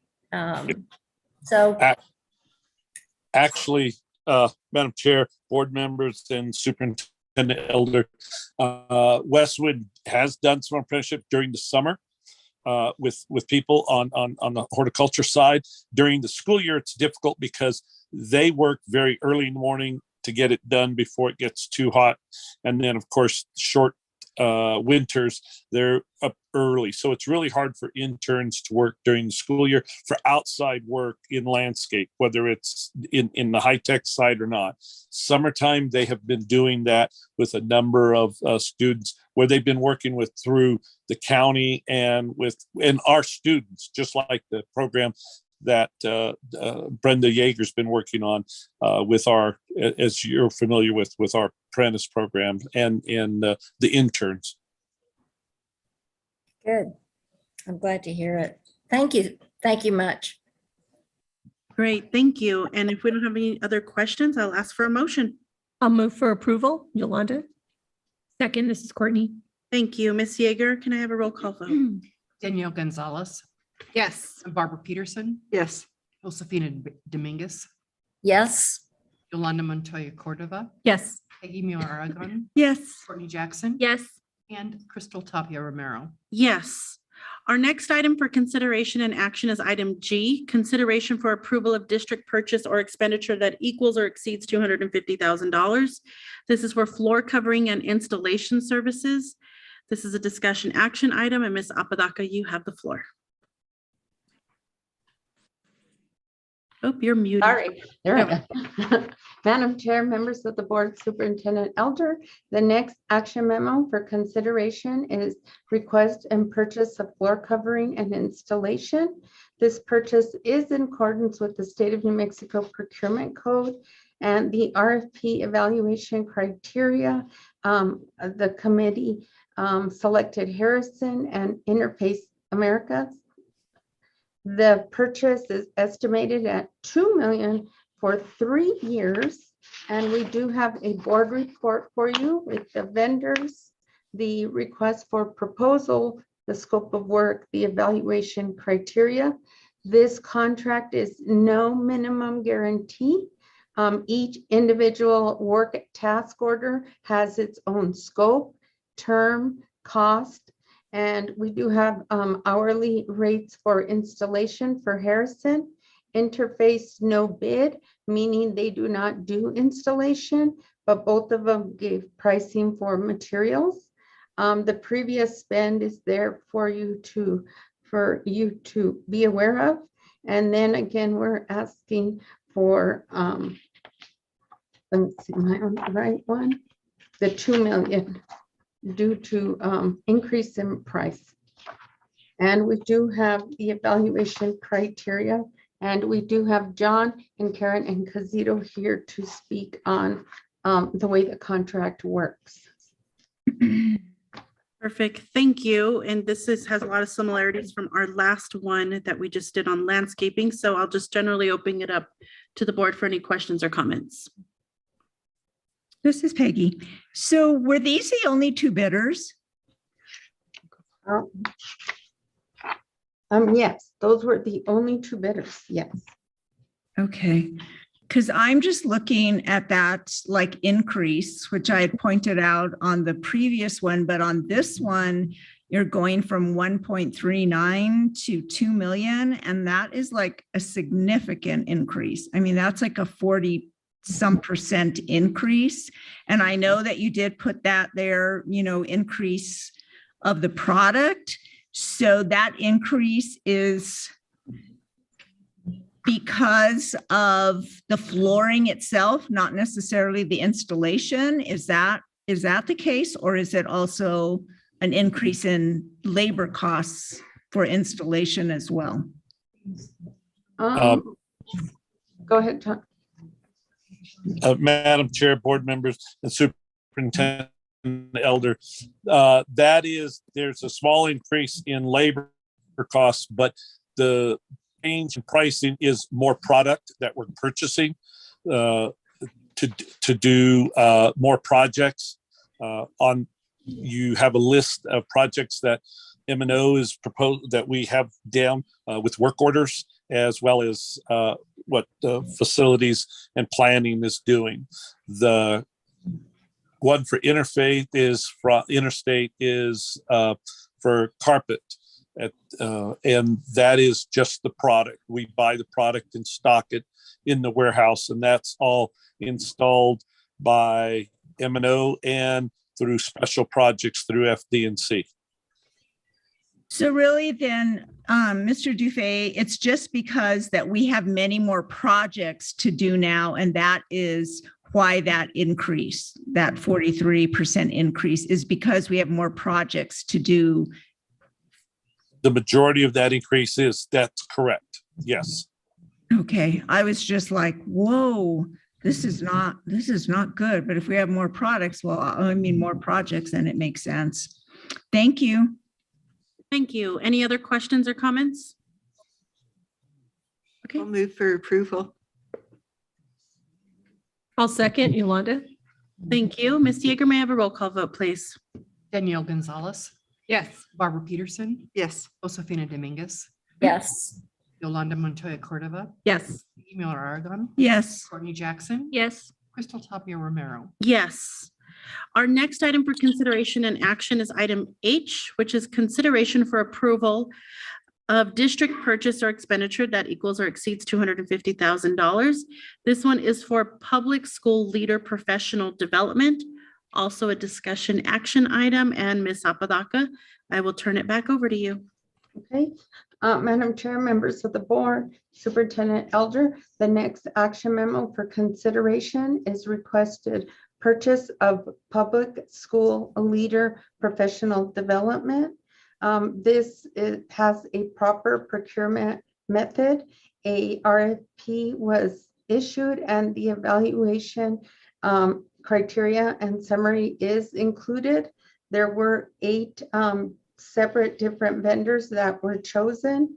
The expenditure is estimated, so this is an estimate that it would not go over, is $6.8 million for 4 years, and it could utilize federal grant and operational. In your board report, you do have a listing of the 8 different vendors and their websites. This is a 4-year contract. No minimum is guaranteed to any one of these vendors. It is dependent on need, on budget and funding. We did have a little chart here of the different vendors and their average hourly rate for face-to-face and their average hourly rate for online or virtual. We do have some previous spend, and this spend is actually combined because we could not separate how much was for leaders and staff, but how much was spent.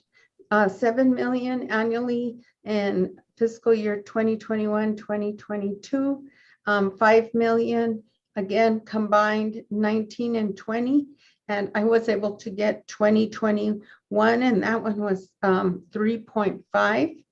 And the request here is 1.7 million annually and an estimated 6.8 for the 4-year term. And we do have Ms. Amanda DeBell for any specific questions. Thank you. I'm actually going to jump in, if you guys don't mind, and ask a question.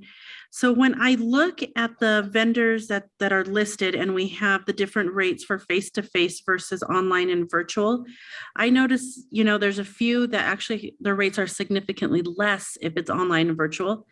And some of the other ones, they're pretty much exactly the same. Do you know why they're charging the same if it's online versus like when we save, we should be saving like on travel and some of the expenses that are associated with that if we do an online training? Board member, Madam Chair, this pertains to the training itself, and the travel expenditures were different, separate. They're not part of that average hourly rate for the class itself. Well, I guess I mean, not for the individual going. I just think of if you're taking a training online versus having to go to a conference and you're, the fees that are associated with that. Most of the online training usually ends up being in my, and you could, I guess, maybe it's different from vendor to vendor. Usually it ends up being a little bit more affordable than being in person. I see what you're saying. And Madam Chair, in our cost sheet that they submitted, because they have different trainings with different lengths of training and number of days, they could have a variety. We were asking for the average, so we would be able to come up with a reasonable score for the evaluation points.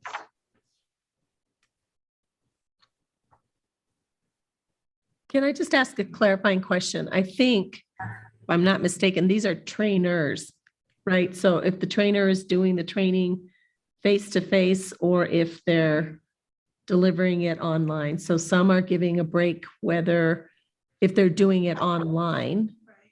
If the trainer is doing it face-to-face, and some of them value their training, whether they're doing it face-to-face or online, because I've had that come up on a couple occasions. I think of the Council of Great City Schools not giving us a real big break for taking some of their training online.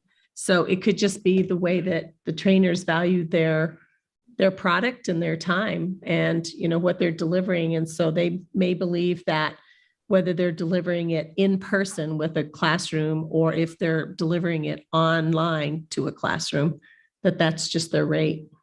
It's true. Madam Chair Tapia Romero and Board Member Montoya, I think you're right. I think people have discovered that training can be delivered both in person and virtually, like equally as well. And so we kind of saw that in the RFPs as well, that, you know, it's a new world that we've entered with the availability and transportability of virtual learning. I think I challenge it a bit. And I think the reason I challenge it is I feel like once we moved over to the virtual online world, it became more convenient, more accessible. The costs, you know, were drastically different versus having to, you know, have a facility, have it, you know, everybody that it took to put something together and the team that was associated with it versus online, you know, it's night and day. And I just know even personally, even with my own business, the costs that associate with doing something online now versus bringing everybody together and facilitating a training is very different. So, and I even personally feel the impact of the content is perceived differently online versus in person, you know, and being able to grasp the material. And so it's just more of I guess, a question, because some of these are significant, you know, looking at $1,300 versus $325 or $85 on one, you know, and just making sure it's just because I believe we do need the professional development. Again, that's not what I'm questioning. And it's just the way, I guess, the fees that we're having to pay out for some of these services, just some of it seem a bit high. Really, I guess more of a comment and an observation than anything. So I will turn it back. Do we have more questions, comments? Mr. Board Member Jackson? Oh, did you have a question? I do. You can go first. Okay, I guess I just had a question on the timing of this and just sort of the overall sequencing relative to the strategic plan. So it struck me as odd to put out sort of a broad RFP for professional learning for school leaders when it's not quite clear aligned to what. And so let's just say, for example, that in the strategic plan, the district decides to prioritize school climate in middle schools. Then it seems that the PD should be aligned to that. And so if we're in this contract with these providers, then what flexibility does that give us to make that type of pivot? So thank you for the question, Board Member Gonzalez. But I think that hearing what you're saying, we have kind of been thinking about that ourselves, and knowing that this is an RFP that's available to us for 3 years and hopefully one more year, given that it is coming from the federal dollars, and we may get a 1-year extension on that. But what we are really hoping for is that we know that over the last couple of years, principals' jobs have really changed.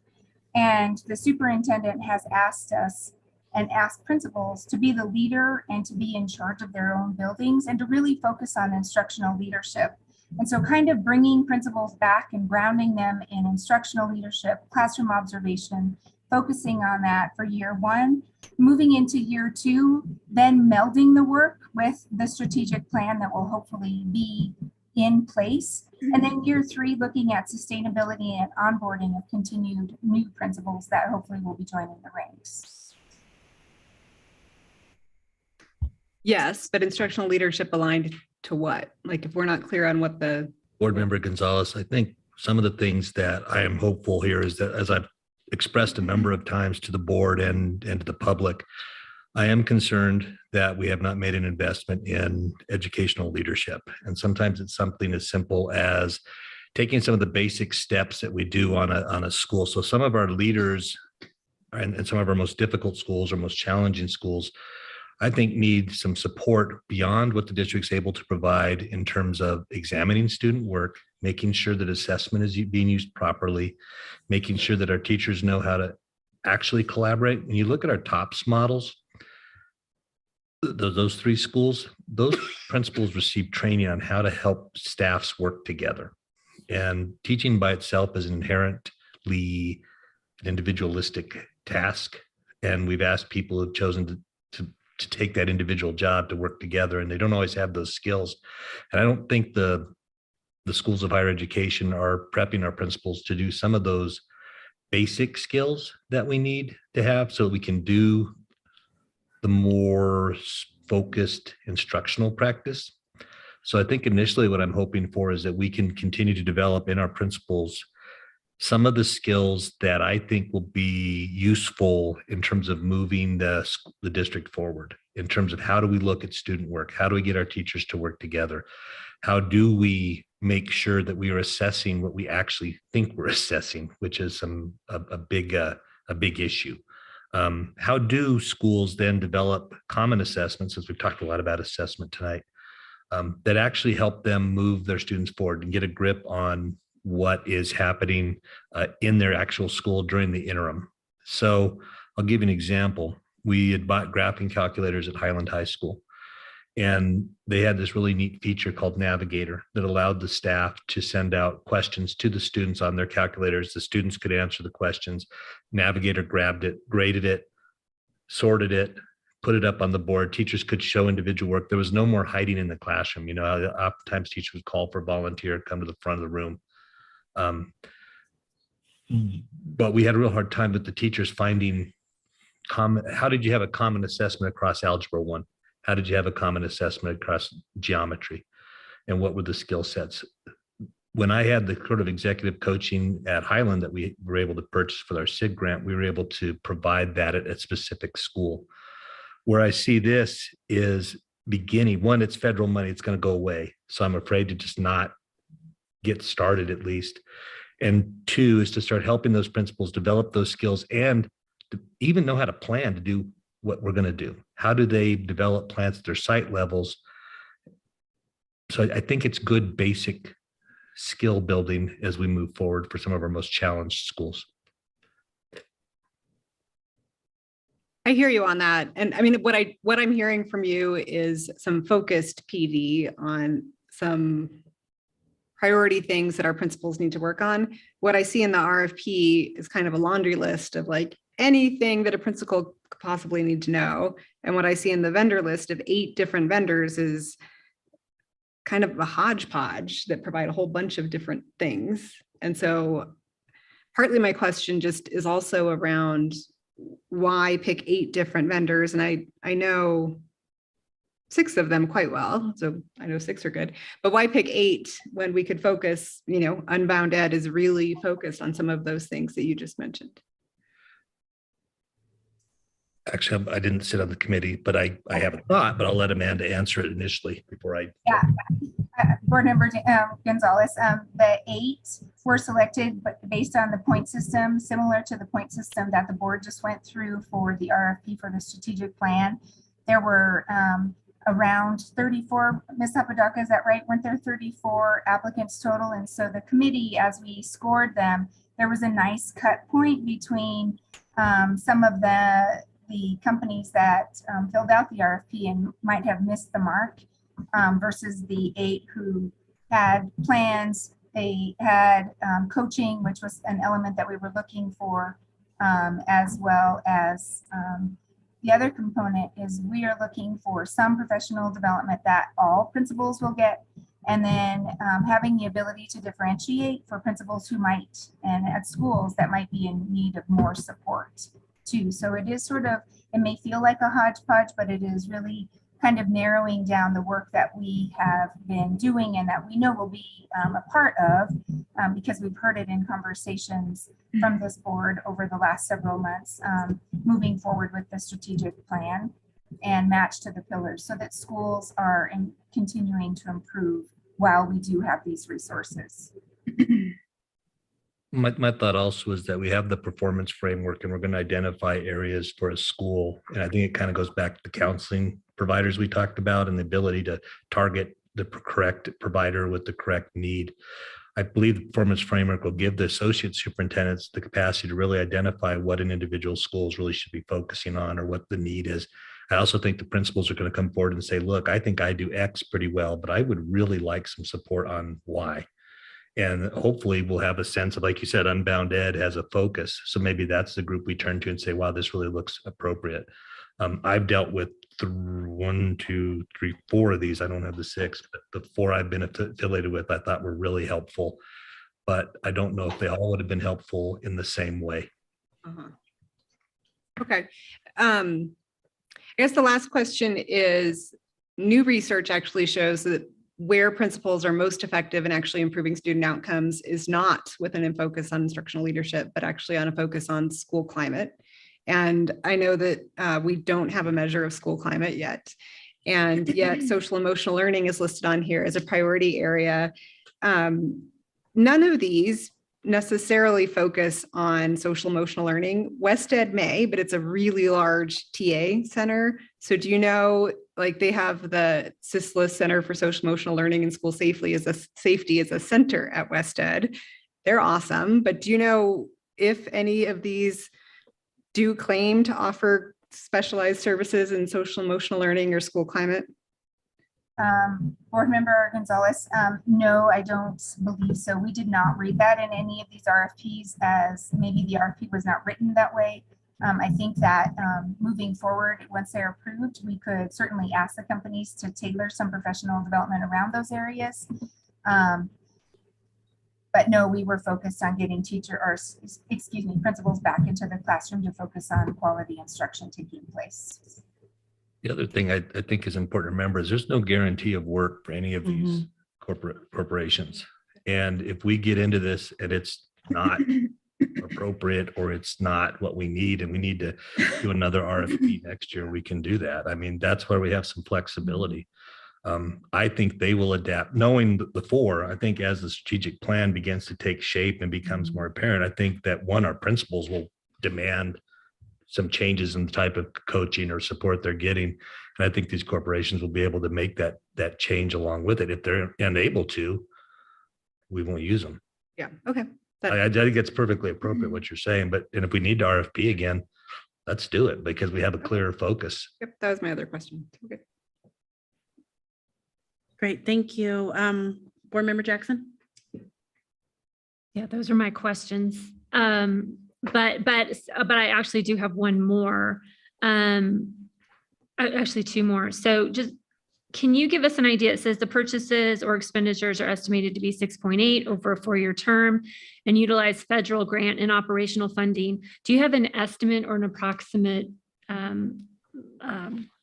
delineation of how that funds is coming from each source? Are we spending federal money down first and then? No, currently we're using the ESSER funds. I think we'll probably use mostly the ESSER funds. We actually don't have ESSER funds for that 4th year.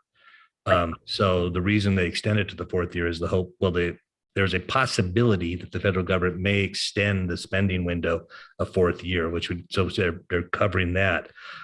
You all also know that I've been advocating for this in more areas than just the board. And I've been really pushing hard at the public education department that I think this is a statewide initiative that they should support. And there is interest. So we could get to year 4 and hopefully by then they have a statewide program that we can participate in, and then it would move to operational. Okay, so currently we're using ESSER funds and federal Yes. funding. Yes. Okay. And so then just to kind of circle back to the previous discussion, in the RFP under the scope of services, it says this is an as needed contract with no minimum guarantee, which you're saying because there's no minimum guarantee, we can go back and do the RFP process, correct? I've said all our contracts have a no minimum guarantee. That's a standard stance we take. But yes, and I think that if we, at the end of this year, have a strategic plan that says, wow, we missed this area, why wouldn't we realign our ESSER funding to support that and then move forward from there? Okay. So I don't know that this would necessarily go away, but we might look at adding to it and opening it up for others. Oh, yeah, or realigning it to what the plan says. Okay. And then it says, and no budget is set. Is that the budget for the vendors? No budget for them is set, or my alarm bells are going off saying, wait, we don't have a budget, but we're asking for a certain amount of money? Or are we just trying to spend down all the federal funds? No, Board Member Jackson, we have no budget set based on approval of the RFP. And once we start to interview and kind of see what each of the companies is actually able to provide, and if they have the capacity to work with us in the way that we're hoping for them to work with, then the budget will be set. And it will be over 3 years. We have a pool of money that will align once we have approval and we see, okay, how we want to break this out, which vendors are we going to use the most? Like, for example, we don't, like Board Member Gonzalez pointed out, Unbound may be more appropriate in certain areas. We don't want to put a budget on each of them at this point, Okay. but we want to start spending some money. You're like my kids at Christmas. We want to, well, You got your money and you Similar, want to go to we- Target. I'm honestly very excited about this initiative. It's something that I feel strongly about. I really believe that investing in the principals will make a difference in the lives of our students at the schools. Yeah, no, I completely agree with you 100%. I think we have to focus on the principals. Like I met some of them this morning. They are the leaders of the school. They have their thumb on the culture and the personalities of their school and know it the best. And we need to focus some efforts that way. I'm just thinking from an accountability standpoint, I'm concerned that it seems like we're going backwards of setting something without there being a budget, and we have maybe an alignment of what we want to do that first year. Is that right, Ms. DeBell? I think you kind of laid out. So we're going to maybe set what we want to do for the first year, but after we have the plan in place, we're going to readjust for the second and third and fourth year. Board Member Jackson, yes. So year one would focus on leadership and instructional leadership. I think that the work with the district, going back to Board Member Gonzalez's comment, is really around the SEL component and school climate and culture. And then year two, we will fold in the work of the strategic plan along with the work that has been started in year one. And then year three would be looking at sustainability and onboarding of new leaders. Okay. Okay. Okay. Any other questions or comments on this? Board Member Miralta-Guan? So my first question, so we should be spending about, and this isn't set, but about $1.7 million a year. So my first question then is, how many public school leaders? So we could have several professional development sessions over the year, and we don't know how many that's going to be, correct? So how many public school leaders will partake in this professional development? Board Member Mueller-Aragon. So to begin with, it would be 104, all of our principals, so 144. And then if we have the capacity working with these companies, we would like to infuse and create availability for current assistant principals as well, so that we can continue to build our pipeline of principal leadership. So with that number, somewhere around 255-ish, something like that. So what I'm trying to do, I'm sure you figured out, I'm going, okay, if there's 255 and we're going to spend maybe 1.7 million, how much is that going to, how many sessions are we going to have? So I can figure out how much it is per person, because that's what I'm trying to figure out, because that's what they're going to ask me out in the community. Board Member Mueller-Aragon, I think we could count on reliably at minimum 1 day per month. Okay. And I say that very conservatively because each of these components includes coaching for leadership. So that could be and would be additional hours on top of face-to-face or virtual professional development. Okay. And so then when it comes to, I know that we are told that most of this is going to come from ESSER funding. So there isn't any other funding that we're going to use for public school leaders for professional development? Is this all we're going to be asking for? So Board Member Mueller-Aragon, I think that question is a little bit difficult to answer because we provide in-house professional development for our leaders. And so that I don't have a way to cost out exactly. So that would still happen in addition to, and we do that through our sessions I lead. And for example, Board Member Jackson was at one session today. Were you going to say something? No, I was agreeing, I'm nodding sagely. Okay.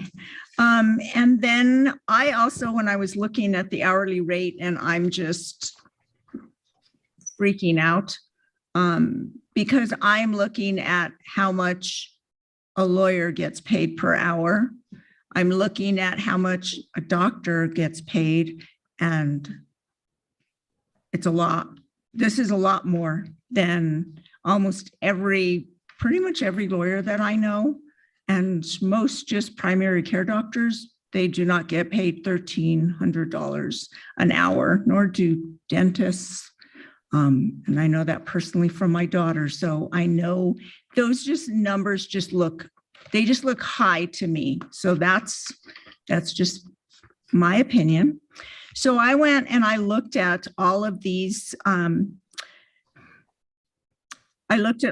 vendors, went and looked at all of their websites, and thought about when I went to the School Principal Institute this past summer, and the people that I talked to there, people I talked to that reached out to me afterwards.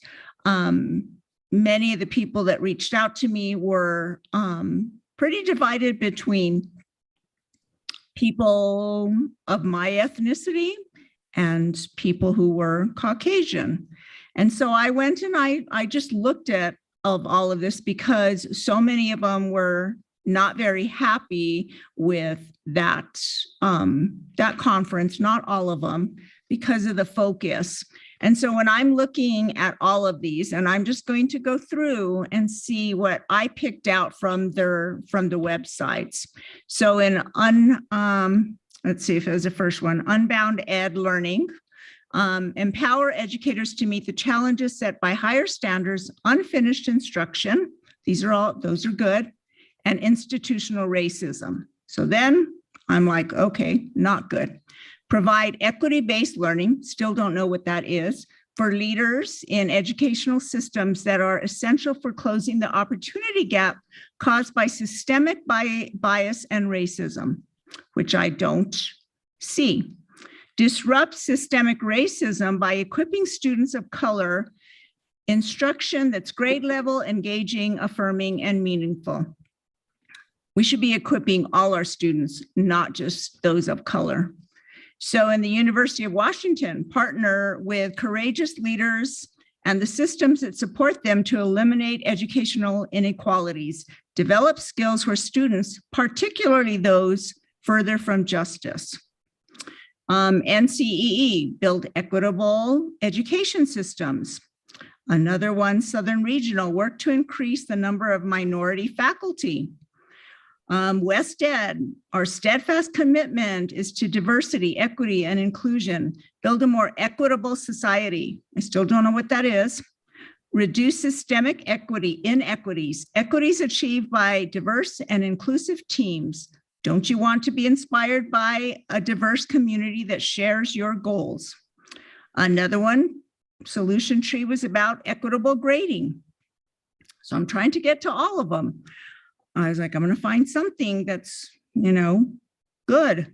Dedicated to educational equity, help underserved schools, expand educational equity for students from low-income backgrounds, students of color, and other underserved populations. We're actively committed to anti-racism. Racism and oppression prevent students of color from experiencing equitable instruction, which I, as a woman of color, didn't face.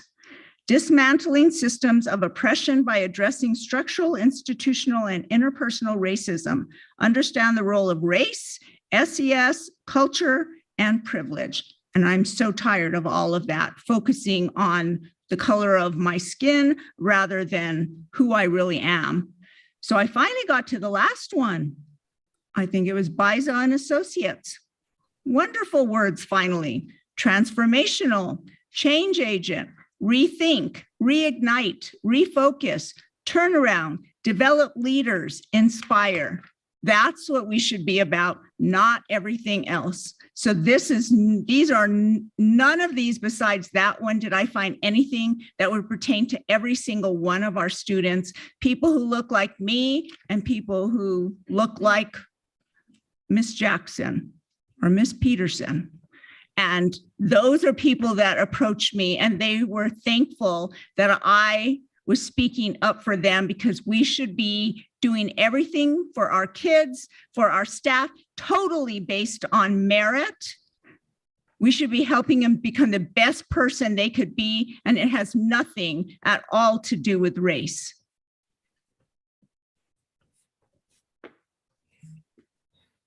Thank you. I will turn it over to see Board Member Peterson. Do you have any questions, comments? Well, I'm not quite sure how to follow that. I agree. I think as we look at our entire history of education, and if we look at SAPR and simply the data that we see from SAPR, it's very clear that we do an incredibly good job in APS in providing exactly what Board Member Mueller-Aragon is talking about for a large number of our students. It's also very clear that we do not do that job for another large number of our students. And that when we disaggregate and analyze, it's pretty clear that historically, we are not serving a large number of our students in the way we should. And that's, going back to Martinez Yazzie and that settlement. What that settlement said was that overall, as an entire state, we are not sufficiently supporting education for anyone in any context. But because of that, there are certain categories or classes of students that have been severely damaged because of that practice, or severely underserved because of that historical context. And if we don't understand it, then the kinds of situations that keep confronting us, whether it's at Cibola High School or Jefferson Middle School or Washington Middle School, continue to happen over and over and over again. I look at equity. I'll just start with the very basics of equity. Means we need to provide for every student what that student needs to serve to be successful. And it's real clear that those are different things. As classroom teachers, we did that all the time in terms of meeting students' needs and giving them what they needed at the point that they were ready to learn it. And we adjusted our lessons to make sure that we didn't teach every student the same way because they didn't need the exact same thing. It's why we have community schools, and it's why, as wonderful as they are, it's why we prioritize which schools we are going to put and support community schools in, because not every student comes to school with the same needs. I mean, it's the fight that I keep fighting with transportation for Highland, that it is not the same need for a student that has no private transportation and lives at Trumbull and Louisiana as it is for a student who has their own car and lives at Paseo and Tramway. It's just different. And we keep doing the same thing over and over and over again, and wondering why we have groups of students that are not as successful as we know they can be and should be. And that's on us. And so when we look at this, I mean, I have questions about this amount of money. I think Board Member Gonzalez raised a number of the questions that I have, and how we're going to use this money. But we know that schools depend on the human beings in that school to be successful. And we know that the leadership is essential. It's how we stabilize staff. It's how we stabilize community. It's how we build the kind of community within a school that leads to kids being successful, to families and parents feeling welcome and coming in. And so we have a responsibility to change how we're doing things. And I think this is a start. Whether this is the best start that's possible given all things, well, I don't know about that. But I think to say we are going to launch in, the fact that we're not tied to any one of these vendors for any set amount of money, and we can develop and grow as it goes along, I think it's absolutely essential. Thank you. I may have lost it. Did I miss? Go ahead. I just want to say that I understand the mechanism and the process that we're doing from a procurement side, because I think it's really important the way that it was set up, that we have a set of folks that we can work with, and whatever is coming up as the instruction of that particular period of time or what we're needing, you look at the best offer that you can get from the folks that we have on that list and the budget, and sort of work out a contract individually with those folks to do it. So I understand the mechanism, and I think it's great. So I appreciate one on a finance side, us looking at that and sort of structuring ourselves to give ourselves options, so we don't have to get locked in with just one or two vendors, that you actually have an opportunity, and it creates, I think, some flexibility for the staff to build and structure a training program that's going to make sense.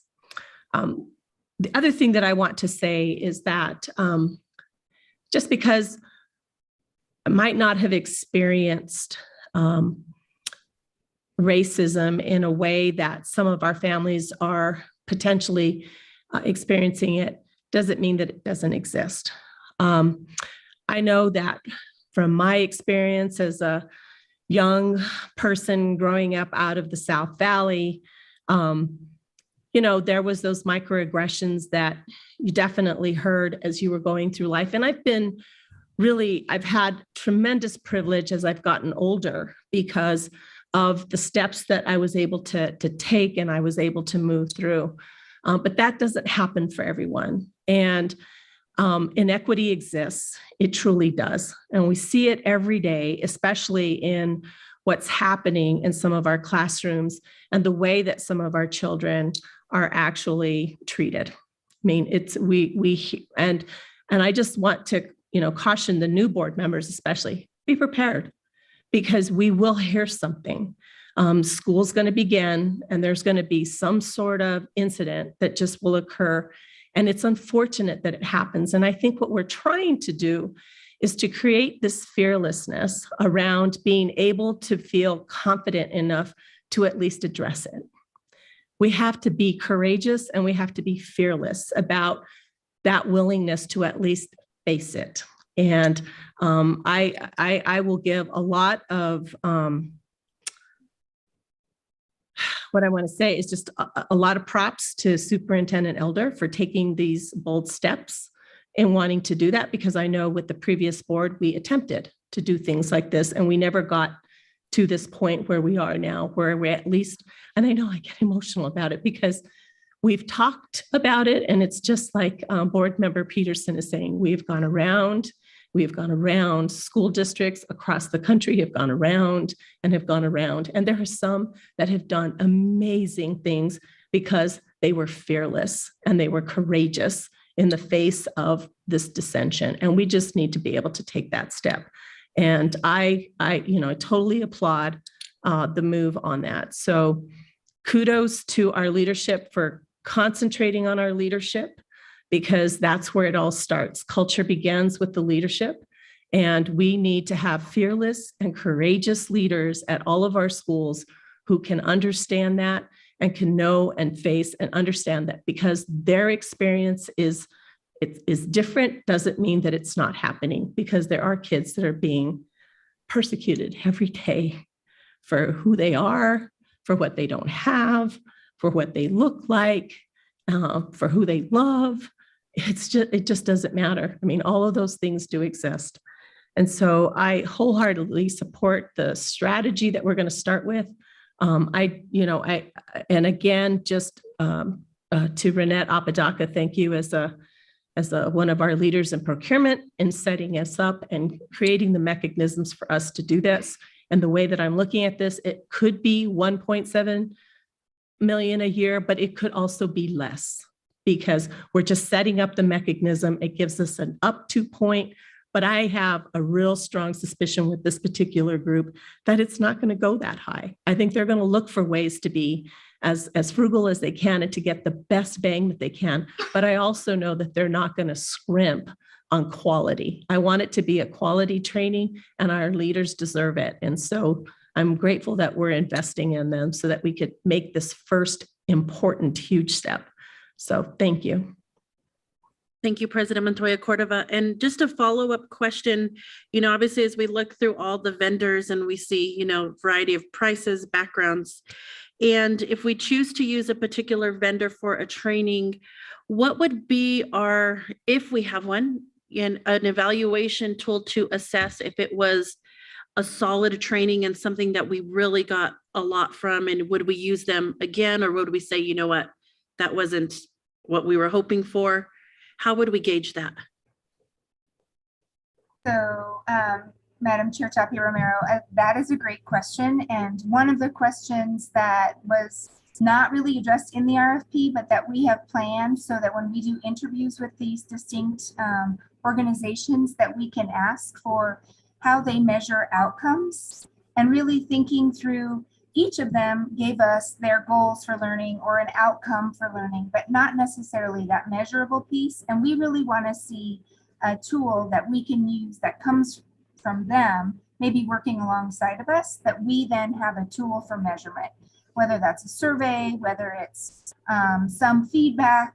I do know that some of the companies actually provide some scripted feedback as a way to say, yes, this is happening. There's accountability in coaching.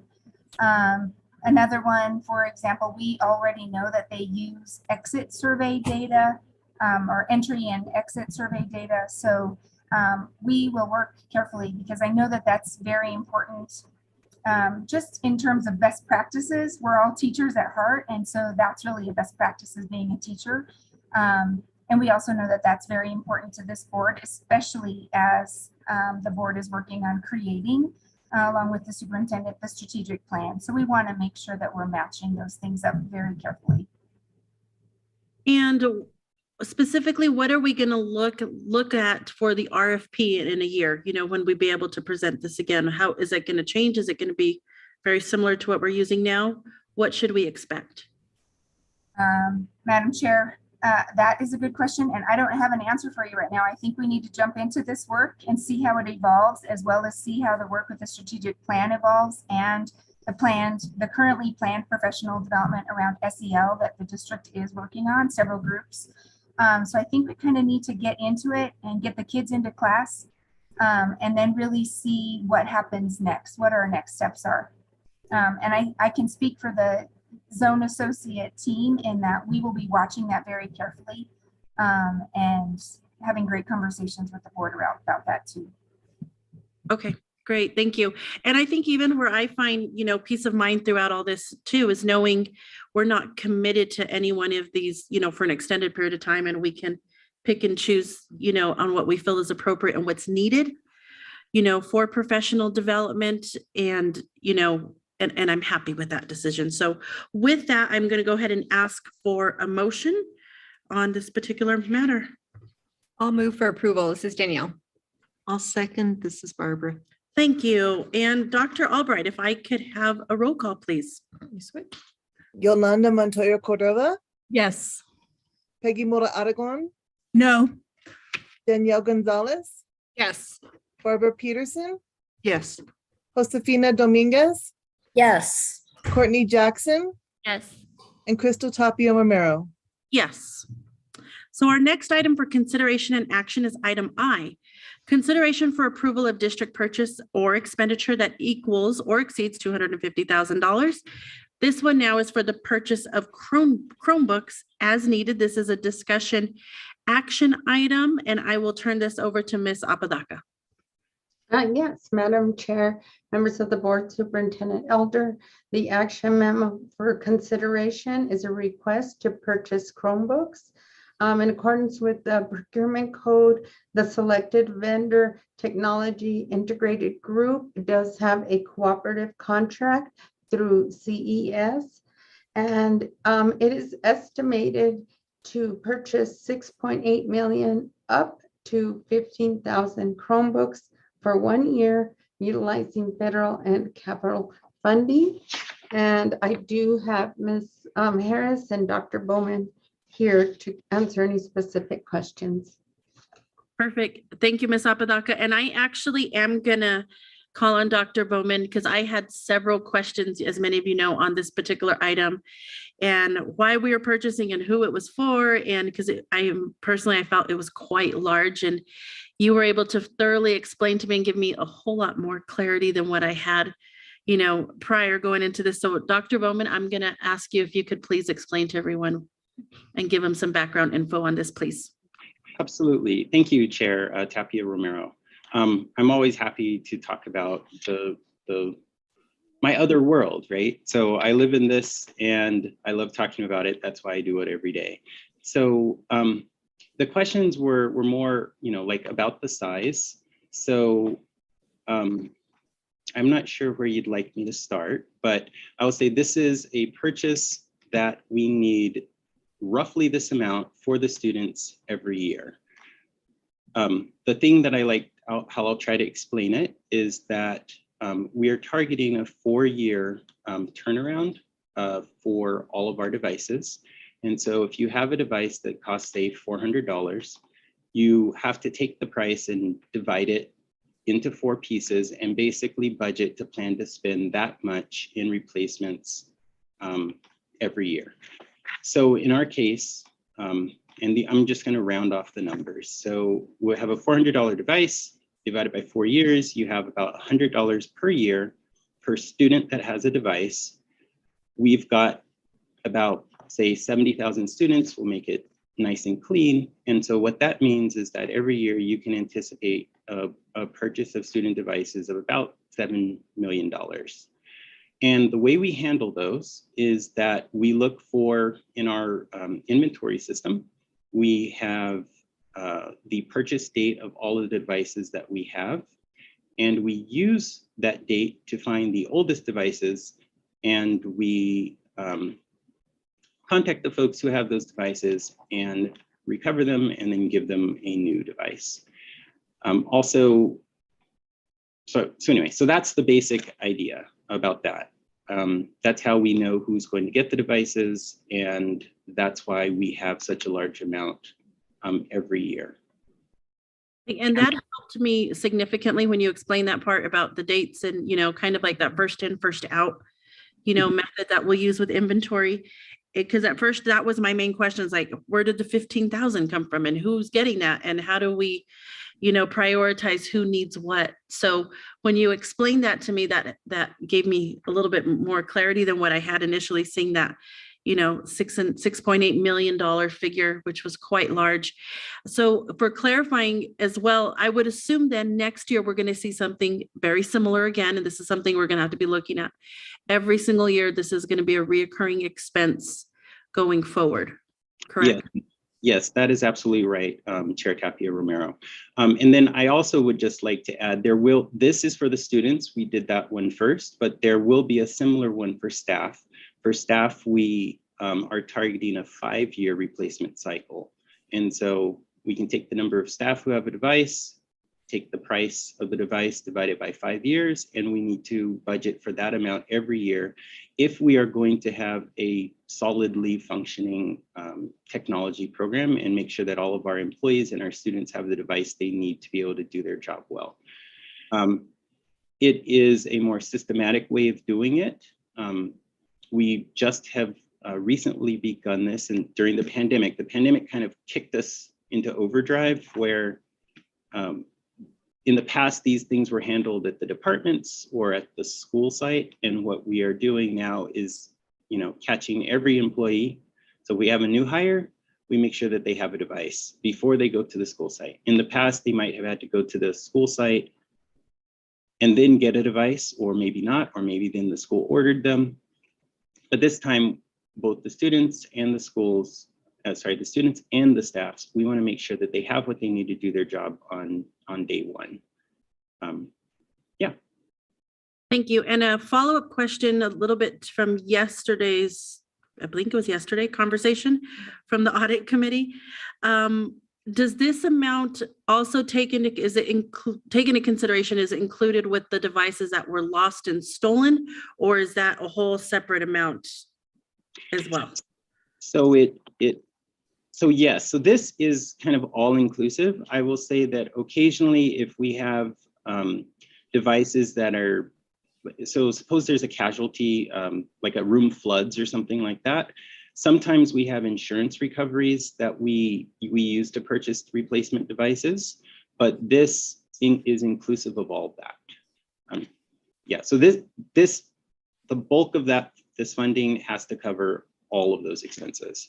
And I did just want to be precise to say, occasionally we have insurance recoveries that then we purchase devices for. Okay, got it. Thank you. So I will open it up to the board. Thank you for that, for answering all my bazillion questions on that one. And I will start over Board Member Montoya Cordova. I don't have any questions. I had to step out for a minute. I'm sorry, but I've been listening and agree with that technology process for the district. This is great. Thank you. Thank you. Board Member Muladagón. The only question that I have, and I don't know if Dr. Bowman, you can answer this or not, but when I'm looking at the list price for the Chromebook and it has $872.72, and then it has a price of $398, where did that list price come from? Because nowhere I looked did I ever see $872.72 as a list price.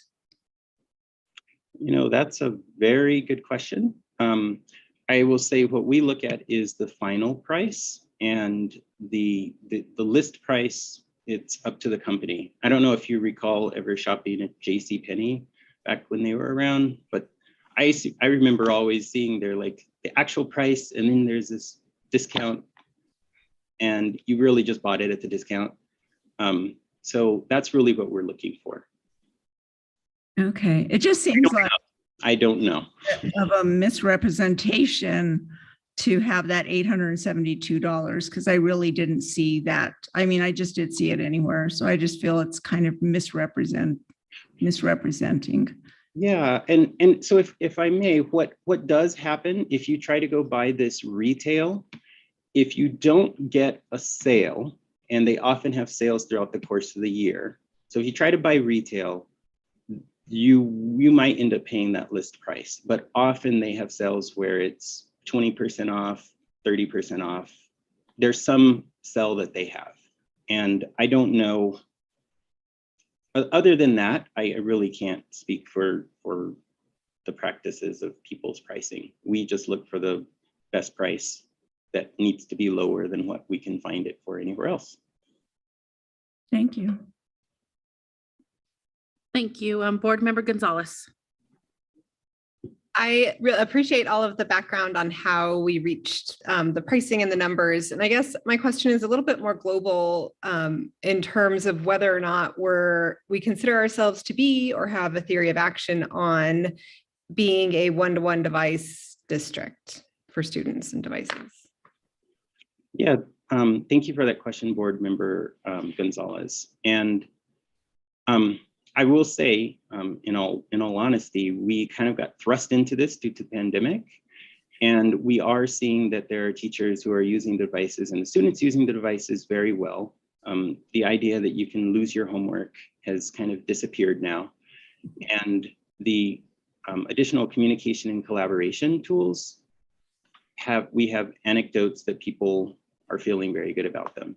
However, what I would love to see in a strategic plan is the incorporation of technology as part of our philosophy, because we do have a ever increasing technological need, and our students, our kindergartners 13 years from now, 12 years from now, they're going to see a world that will have more technology than what we have today. And to be a future forward district, we need to pay attention to that and kind of plan accordingly. So I agree. Yeah, so I agree with that we need to be thinking for the next century and how our kids are digital natives and the need to learn those tools. But if we don't have an overall theory of change, to your point, for how we use technology, how we use these devices in our instruction on a daily basis, it seems misaligned to just automatically assign a device per student. And of the classrooms that I have toured and been in several, I can't say that I've ever seen a Chromebook in use. And outside of the pandemic, when we were in remote learning, I don't know that my kids have used theirs. So I guess I'm just sort of questioning the premise around, do we need to be one-to-one right now if they're not being used, versus when we actually have a theory of action or theory of change around the use of devices and the connection to instruction and overall learning goals. Yes. Not sure where the question was in there, but I agree with you in that. Point of buying so many computers if don't have a theory of how we're going to use them. So I think we do. I think there is theory of how to use them, but we have an educational technology department that does trainings and that are quite well attended, and they go out and they help the use. However, it would be nice to have something that is more formalized, that we can target for sure. How right now does your department work with CNI to be aligned on that theory? Go ahead, Jill. I can jump in on that one. We collaborate with CNI all of the time. We work with a lot of their summits.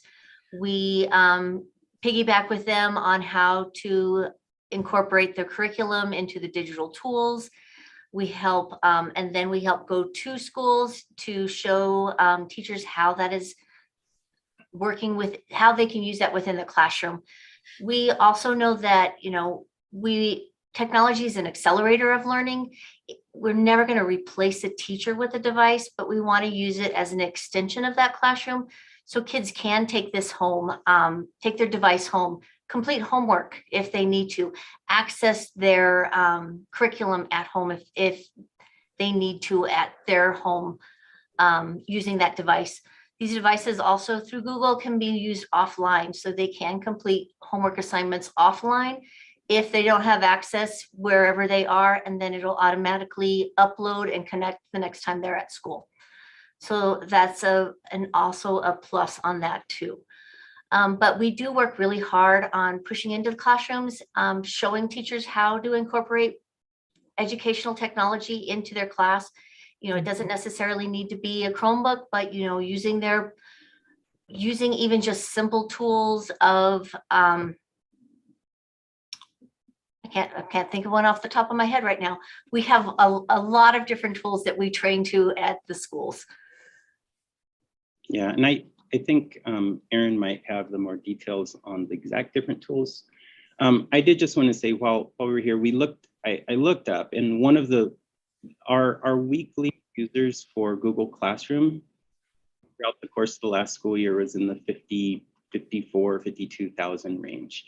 So we do have a lot of folks using the overall digital platform, whether they're using it on a Chromebook or if they're just logging on at home, or if they are using it in some other way.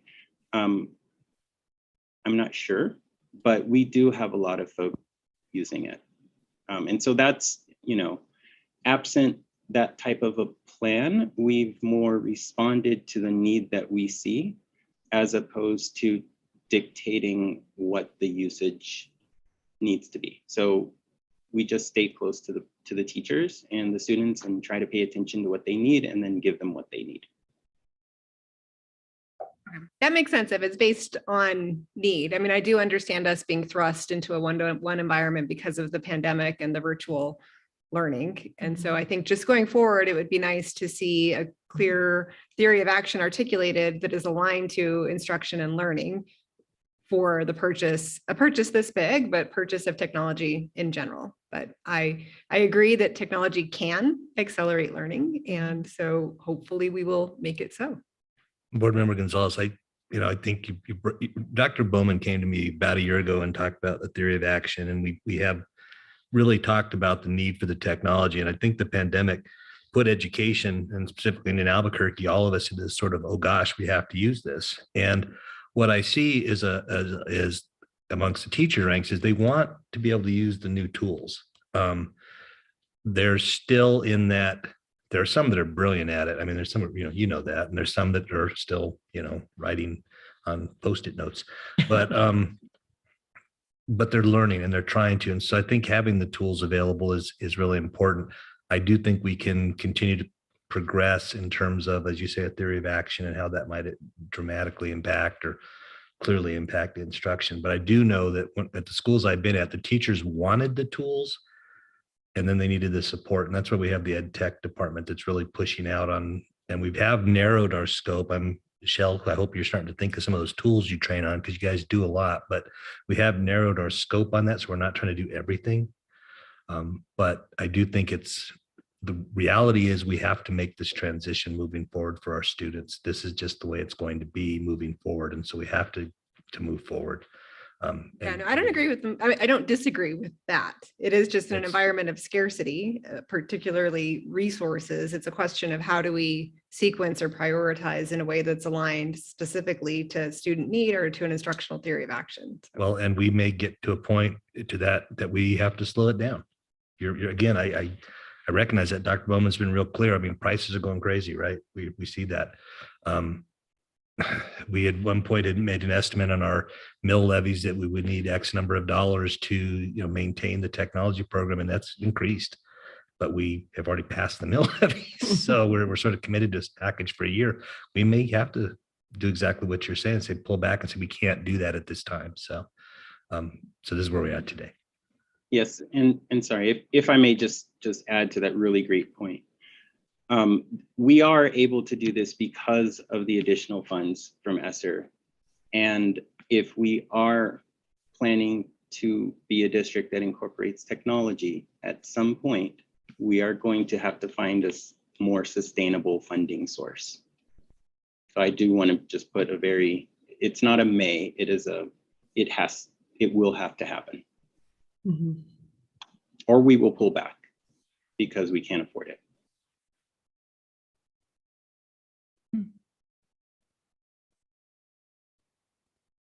Okay, Board Member Peterson. So this is a question that crossed my mind that I actually should know and don't know. To what extent are instructional materials on the Chromebooks? Like, how much have traditional textbooks been replaced by these devices? I have numbers on those. So for Benchmark Universe, which is our English language arts, we have 58,487 students that access their curriculum through ClassLink and through their device. Origo Math, which is Stepping Stones and mostly Stepping Stones, we have 38,358 students accessing it that way. Our Pearson products are 41,372 students. So it is a large amount of students those are our core curriculums, those that they're accessing through a device. There's more access. Quaver Music is another large one at 18,892.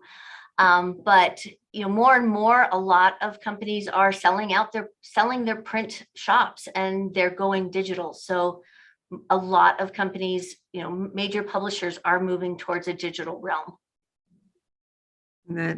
That will force us into this. It seems like a lot of the technology, it's sort of like our career and technical education. There's amazing stuff going on in the district, but sometimes it doesn't feel focused, and pulling it together and giving it that form of long-term, where are we going? And probably you all have that vision.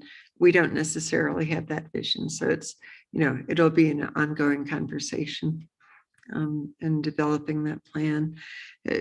Just one final thing on the finance end is, this is the capital money.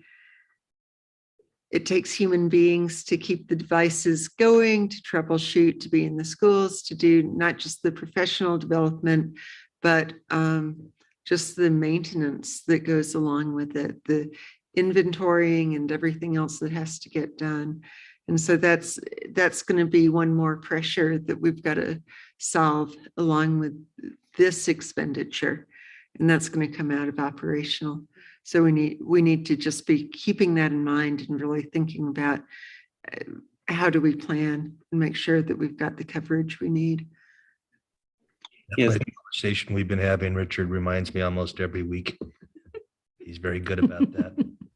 Well, and I will just say also thank you for that comment. One of the things that I was able to mention to when I spoke at one of the legislative science and technology committees to talk about cybersecurity, but one of the things I mentioned was that when the SEG was put together, the folks who were very brilliant put that together.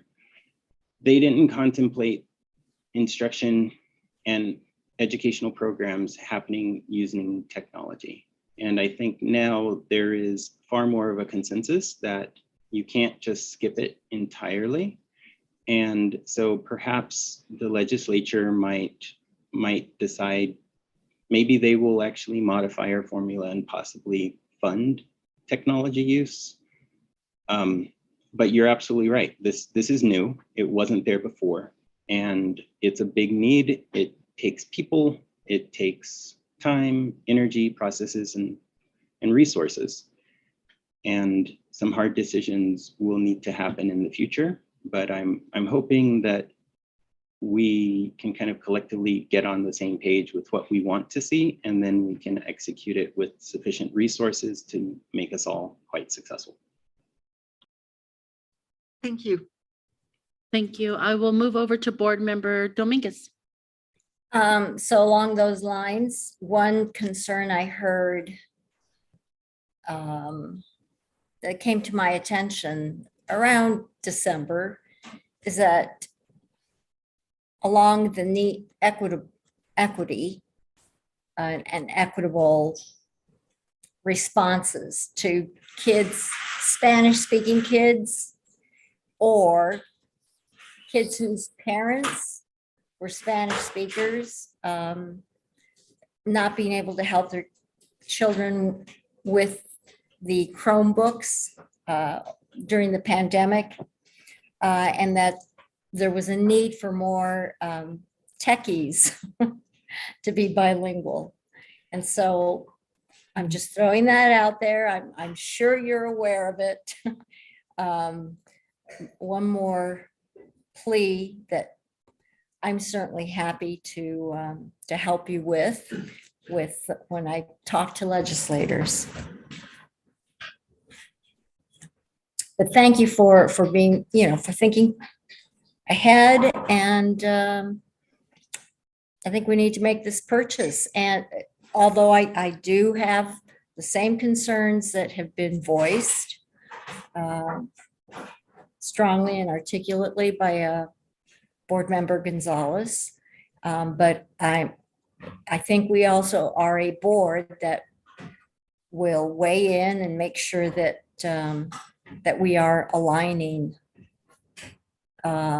lots of things that have come up tonight with our ultimate goal, a strategic plan that is cohesive around instruction and outcomes. So I'd like to move for approval. I'll second. Yolanda?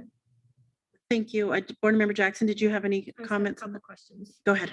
Okay, so I'm just going to go back to just a couple specific things because my fellow board members are fantastic at getting the overall.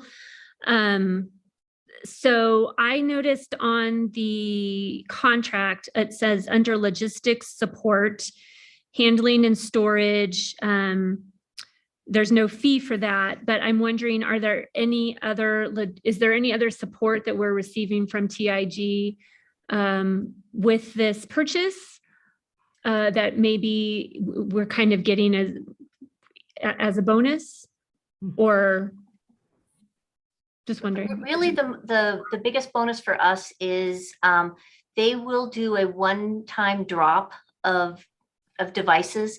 So when we purchase a large amount of devices, they will warehouse the devices until we need them.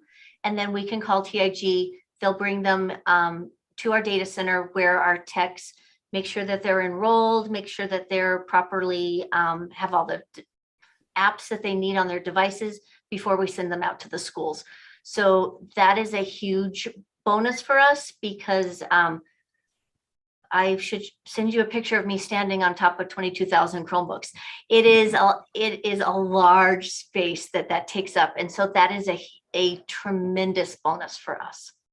Yeah, and I would also just like to add, we do pay for it, and I referred to this yesterday, they do etch all of the Chromebooks with our logo and the phone number to, anyway, they do etching on the back of it. So they have the phone number to our service center, I believe, and our logo. Mm-hmm. And also I would just say TIG has been wonderful to work with respect to dealing with the changing needs of the life at a school. So we've got 140 plus buildings, and we have administrators, and we have just a lot of variability. And they have always been incredibly willing to accommodate whatever our needs are with respect to devices. We have tried other vendors for different things. Drop shipping by UPS to the postal address of a school site is not the same thing as knowing who the principal is and knowing who's supposed to sign for it and making sure that it gets to the right spot. We've had issues where we purchase things and then they get sent back because wherever the shipper went wasn't the right spot. And we have not had those issues with TIG. And to the extent we have had any issues, a phone call straightens it out. They they've been great to work with. And I don't say that lightly. I'm usually pretty darn skeptical of companies because I'm like, your job is to make profit and my job is to educate students and children.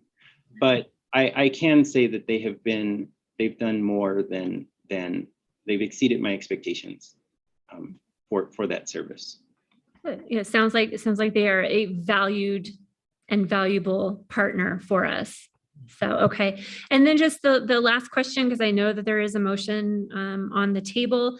So I just want to reiterate, just confirm that this 6.8, this is federal Christmas money that we have to take to Target now, or we don't, or we lose it, correct? Like use it or lose it. This isn't coming out of operational, this is federal money. So it's helpful to make this purchase now so that we have the funds. And then I'm sure Dr. Bowman, as we move into the strategic plan, you are going to be vocal about how we move forward with that. I will be vocal until I get told to not be vocal. Okay. All right, thank you. I'm good. Okay, we do have a motion on the floor. So Dr. Albright, if I could have a roll call, please. Yolanda Montoya Cordova, Yes. Peggy Mora Aragon, Yes. Danielle Gonzalez, Yes. Barbara Peterson, Yes. Josefina Dominguez, Yes. Courtney Jackson, Yes. Crystal Tapia Romero. Yes. So our next item for consideration and action is item J. Consideration for approval of the calendar year 2023 benefits plan recommendations made by, I hope I'm saying this right, Aon Consulting. This is a discussion action item, and Mr. Todd Torgerson, who is our Chief of Human Resources and Legal Support Services. We also have Valerie Atencio, our Senior Director of Employee Benefits, and Aaron Weinstein. And I will turn so I'm trying to see who I'm giving it to. One of you guys. I'll take it. Okay, thank you. You have the floor. You bet. Thank you. Good evening, Madam Chair, members of the board, Superintendent Elder. As noted on the agenda, we're here before you tonight as part of our annual endeavor to present the district's benefit plan recommendations for your consideration and approval. We have two action memos before you tonight. The first item, staff is recommending your consideration and approval of the calendar year 2023 benefit plan recommendations made by Aon Consulting. For the second item, APS staff is recommending or asking for the board's approval and recommending for the calendar year 2023, a stop loss premium for Tokyo Marine. I'm here tonight, as you mentioned, with Valerie Atencio, the district's Senior Director of Employee Benefits, Wellness and Leaves, Todd Burley, Vice President, Financial Manager for Aon Consulting, and Eric Weinstein, Executive Vice President and the office leader here with Aon. By way of a request for proposal and by background for the board, Aon Consulting is under contract with the district as its benefits consultant and actuary for benefits and commercial risk. Aon has a national and international presence and an office here in Albuquerque. And I want to point out, as I share this annually on this topic, it is essential to recognize that APS is fully self-insured for its health and welfare benefits. And what this means is that APS is really in the claims payment business versus a benefit provider business. So that's a distinction that Aon will go over in their presentation as well. I mentioned this to you all as we have fiduciary responsibility to ensure that we can continue to pay our claims now and into the future. This year, like last year, to add to our annual fiduciary challenges with respect to benefits, we have the additional and seemingly ongoing complicating factor courtesy of COVID-19. As you will see in this presentation, the APS Benefits Committee has carefully balanced the district's fiduciary concerns and responsibilities with the impacts on our employee benefits and their benefit rates.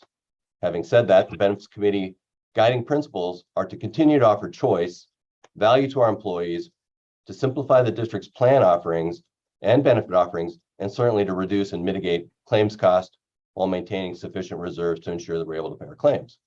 The committee believes that these recommended actions that we're bringing forward tonight from our actuary certainly align with the committee's guiding principles. And so without further ado, I'll turn it over to Aon and Valerie will run the slideshow. So thank you all. Thank you. Madam Chair, members of the board, and Superintendent Elder. My name is Eric Weinstein. I'm with Aon, APS's benefits consulting firm, and it's a pleasure to represent our Aon team today. I'm from Albuquerque. I live and work here, and I've been with Aon for 22 years, working with clients on benefit programs throughout the state and beyond. And for those of you who may not be familiar with Aon, we're a global consulting firm with 500 offices and 50,000 employees. We have over 450 public sector clients at Aon, many of which are school districts, and we work primarily with large group employer health plans. We've been APS's consultant since we were awarded the contract as part of a competitive bid process back in January of 2021. Also, we're the consultant selected to manage the IBAC medical, dental, and vision bid back in 2019. And work in a very similar capacity with the state of New Mexico, University of New Mexico, City of Santa Fe, and other public and private sector employers throughout the state. So locally, we do have 10 employees, 2 of which are on the call today, primary points of contact that Mr. Torgerson pointed out. Both Todd Burley and James Dickey have a wonderful wealth of experience and background. And that team, along with the rest of our team, both in New Mexico and outside New Mexico, really brings the best to APS. We work with APS on your benchmarking of your plans, underwriting the actuarial services to support the plan, advice on trends in healthcare, benefit trends within the industry, as well as compliance work and plan auditing, brokerage services, and strategy work. If we go to the next slide, as discussed, APS is a self-funded plan, and I want to talk about that and provide some context as we kind of move forward into the presentation. We've been self-funded for at least the past 2 decades. Not a surprise, 98% of all employers over 5,000 employees are self-funded, and every employer that I'm aware of in New Mexico, over 5,000 employees, is also self-funded. It does mean that in its simplest terms, on the upper right, you bear the financial responsibility to pay all the claims for your employees and their dependents up to a certain level. You are a claims payer, not an insurer. And so let's stay on the right. We'll just click off a few definitions because I think they'll be important as we go through the presentation. So self-funded, you pay the medical claims, you pay the pharmacy claims, dental and vision claims, you pay fixed costs, and you pay stop loss premiums. If we look a little closer into the fixed cost number 2, that's the portion of the program that are held constant on a per capita or per employee basis. Those are administrative fees you pay to Blue Cross or Presbyterian or Cigna to manage the network, process the claims, provide customer service, and create and develop programs that help manage employees' medical care. Stop loss is also a fixed cost, and APS also has benefit staff salaries built into the fixed costs, as you'll see when we get to the next page. And you'll see that the total fixed cost adds up to only 6% of your total cost, the other 94% being your medical and RX claims paid. Number 3, the individual stop loss. This is insurance within the program designed to protect you from catastrophic claims. So for any member who exceeds paid claims in a calendar year of $750,000 or more, you are protected against, and you have insurance against that. And we'll talk more about that. Number 4, the incurred but not paid reserves represents the amount of claims that have been incurred by your members that have either not been submitted to the carrier, not processed by the carrier, or not yet paid fully by APS. Represents an amount of incurred but not paid, and we need to reserve that, and we'll talk more about that later in the presentation. And lastly, the premium equivalent rates is an important piece as it represents the total cost of the program, which eventually gets broken down by carrier, by plan, by dependent tier status. And this includes APS's employee contributions and APS's contributions. It's everything rolled up into one. It just quickly on the next slide, we can go to the next slide, it's fine. What you'll see, what makes up the 2023 renewal, that all the components of the renewal are favorable as compared to market averages. Medical and RX claims, which again are 94% of your total costs, are projected to be at or below, really actually projected to be below the local and national trend averages. Stop loss premiums are estimated to be below the national averages. Stop loss premiums They're not firm and finalized with the carrier until the fourth quarter of 2022. It's just the nature of how this insurance gets renewed. On your behalf, Aon, and part of our contract with APS, we market and take out to bid the stop loss insurance. So we obtain competitive bids using our firm's leverage in this product space. So last year, as an example, we approached 9 insurance companies, obtained competitive bids, APS moved the coverage. As this year approaches, we'll review our options as we approach the stop loss renewal process again this year, but we are anticipating the 15% increase for Tokio Marine. Before I look at the numbers in there, the dental and vision are adequately funded. No rate changes are necessary for dental and vision. But quickly, if we go through some of the numbers back in the chart, again, your administrative fees are increasing 2% or $86,000. The individual stop losses we just were talking about, we anticipated to be in the 15% range, lower than the market trend of 20 to 25%. There are some reasons why stop loss premiums increase much higher than medical trend. But given APS's claims and what we believe we can find in the market, we are expecting a 15% increase, which is a $145,000 increase. Third row is just the second and the first and second row added together. Fourth row is where most of the expenses are your medical and pharmacy claims. We're projecting a 5.9% increase. It's below the national and local averages of 6 to 8%. Medical claims are expected to be $85.3 million in 2023, which is a $4.7 million increase. At the very bottom, we have the fixed cost to your claims. For all 7,502 enrolled employees and their dependents for 2022, we have $85.8 million. That's increasing $5 million or 5.8% to $90.8 million. So built into that are some recommendations that were put forward to you for approval. They're all related to the pharmacy plan. These changes better align APS with other entities on their RX copay structure and are factored into the 2023 figures I just reviewed on the prior page. If you look at the bottom very quickly, you'll notice that all these changes equate to an enhancement of the benefits of 0.15%. We are, if we go back to the top, we are proposing to lower the out-of-pocket maximum that employees would have to pay for any further prescriptions in a calendar year to $2,500 for single coverage and $3,500 for family. We're also changing the proposed copays. Today, when they access the pharmacy plan, get prescriptions in a retail setting, they generally have co-insurance with a minimum and maximum. For generics, it's going to 20% to a maximum of $10. This is an enhancement. It was a minimum of 10, maximum of 25. So enhancement to the members.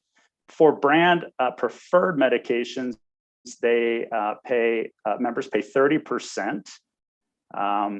With a minimum of 35 and a maximum of 75. The only change there was the max is currently 65, so a potential for increase of cost at the time of service. And similarly with a non-preferred brand, they pay 40% with a minimum payment of 70 and a maximum of 150. Only change here is the max is currently 140. Again, a potential increase of cost to members at the time of service. Lastly, if they get prescriptions through mail order service, they can get 90-day supply for copays of $20 for generic, 90 for preferred brand, 180 for non-preferred brand. Currently, that's 25, 70, and 150. And then something being added to the plan in the gray portion is you do have mail order for specialty medications, but today they can only get a 30-day supply. So when clinically appropriate, they can get 60 days or 90 days supply for double or triple the 30-day specialty copays. So really no change here, but just an enhancement when appropriate. So again, all these changes were built into the modeling and are proposed for 2023. So switching gears here to the projected fund balance, and both this slide and the next slide tie closely together. We've talked a little bit about the fixed cost, which includes adding 2 additional benefit support staff at a total cost of $70,000. We've mentioned the health trend, the health inflation, if you will, is projected at, generally speaking, in the 6 to 7.5% range annually. And we're going to be showing you projected fund levels that are using a 6% annual premium increase for purposes of the projection starting in calendar year 2024. You can see the other assumptions here for medical, dental, vision, and the fixed cost. But what you'll notice when we get to the next page is these projected trend rates. The total cost of your program will increase an estimated $24.4 million between fiscal year 2022 and fiscal year 26. And lastly, we'll be looking at this on the next slide. APS holds a reserve fund. So you're self-funded, you pay the claims as they come in. Claims may be higher or lower in any given month. You have stop loss to help protect some of that volatility. The other piece that you have to protect volatility is this reserve fund. So it has a target floor and a target ceiling. And the fund accounts for two items. One is the incurred but not paid, which we described at the beginning. These are the claims that have been incurred, not yet paid. So we need a reserve for that. The second piece of the fund is a claims fluctuation reserve. A claims fluctuation reserve is calculated in a way that gives APS a certain level of budget certainty in any given year that you'll be able to cover unexpected volatility. The floor represents a 90% certainty that in any given year, you'll have the funds to cover all your claims. And the ceiling represents a confidence level closer to 99%. So we'll take a little bit closer look at this on the next slide. The next slide is kind of represents a 5-year projection as we look forward into the future. It includes medical, RX, dental, and vision. So these numbers don't exactly match what was on slide 4, which was just medical and RX. So let me focus on a couple of the numbers first, and then we'll come back up to the chart on the top. If we look at fiscal year 2022, which just ended, but still shows estimated because we're still waiting the last quarter to be completed and reconciled, but it's close to final. We started fiscal year 2022 with a fund balance at just about 18 million. APS had projected revenue, total cost of the program was projected to be 97 million. Claims were 89.4 million, fixed costs were 7.2 million, and total costs therefore were 96.6. So there's a $400,000 difference between the total cost and the total revenue, and this gets added to the reserve balance, which then becomes 18.4 million. The floor for fiscal year 22 was 13.8 million, and your ceiling was 19.6. So APS certainly endeavors to stay above the minimum in any given year. And the closer to the maximum that you are, the more cost certainty you have in any given year. So you can see how that then translates when you get into fiscal year 23. That ending fund balance converts to your beginning fund balance in 23. In fiscal year 23, we expect, we're projecting revenue to be 102 million, and that by the end of the year, the reserve will grow another 500,000. The figures for fiscal year 23 include the 5.8% increase to medical and all the proposed changes that we just discussed. If you look at the chart above, it represents that glide path that we hope to maintain, where the blue portion of the bar is the fund floor that we want to stay above, and the gray bar represents the portion from the floor to the ceiling. And you can see that we hope to keep APS kind of right in that gray glide path. You can also see we're doing a little bit better than expected and are near the ceiling currently. The next slide is just a quick update on salary bands. This was approved in the July 6, 2022 meeting of the board. The changes for the benefits premium salary band adjustments, these adjustments have been accounted for in all the projections. And just a reminder that employee paycheck deductions for insurance is a percentage of the total premium, which varies based on their salary levels. So you'll see in the next few slides how these new salary levels represent the different contributions that your employees pay out of their paycheck deductions. So thank you for your prior approval for that change. This slide, and we won't cover the next two really, but this slide is an example, Blue Cross Blue Shield New Mexico. It shows calendar year 2022 versus calendar year 2023 paycheck premiums for each coverage tier. So single, double, or family. There are different salary bands that they have. And again, this is for Blue Cross. Pharmacy is included in the stated premiums, and this includes or represents the 5.8% increase in 2023. What you'll notice out to the right, though, the change, third from the right, are the change in paycheck contribution ranges. They range from $3.16 to $17.04. And you'll see very similar changes to the next two slides for both Cigna and Presbyterian when you look at those two slides. Probably in the interest of time, we can go to this slide. This slide was really designed to illustrate that a 5.8% increase in medical premium increases don't offset the 7% salary adjustment that was given. So what you see in this table is the percentage of salary increase that is retained given the 5.8% increase to the medical plan. So depending on the salary, the carrier, the dependent tier, the employees are retaining, somewhere between 90 and 98% of the salary increase, even with the increase to medical premiums. And I guess please note on this slide that if we only took people here that got a 7% increase, if they got more than a 7% increase, they were not included on this chart.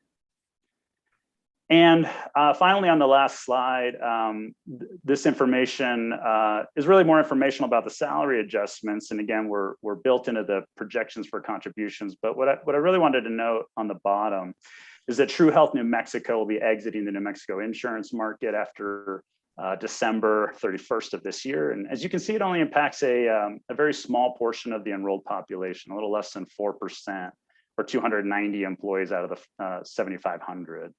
But they'll have options from Presbyterian, Blue Cross Blue Shield, and Cigna to choose from in the January, in the open enrollment period that begins for January 2023. So that's the end of the presentation. Thank you. I would like to thank the APS board for your service, your time tonight, and the partnership Aon has with APS, and certainly stand for questions at this time. Thank you, Eric. And as you stated, we stand for any questions. Thank you. And I appreciate the thorough presentation, and you guys answered my question about True Health. So thank you. So I will open it up to the board. Do we have any questions or comments related to this item? Board Member Dominguez, are you there as well? I'll make sure I don't forget about you. I'm here. That was beefy. Any questions in the room? I guess the only place where I'm kind of stuck in my head is on the fixed costs, because I know that part of it was, it's associated with the stop loss, but it's also the administration of the plan, and we're adding 2 people. What's the distinction between those two in terms of how much is set aside for the stop loss and how much of it is set aside for the administration of the plan? Madam Chair and members of the board, I think slide 4 showed the administrative fees, and so the administrative fees paid to the carriers, Blue Cross, Presbyterian, Cigna, is estimated to be $4,373,000, and the stop loss specifically is estimated to be $1,114,000. Okay. Any other insurance? Yes. Well, and I do want to point out, we, and Eric spoke to this on that particular slide and the slide subsequent to that APS has been in a very good spot, certainly this year, with respect to this rate increase relative to state and national averages. And so, the take-home message is that we're doing very, very well.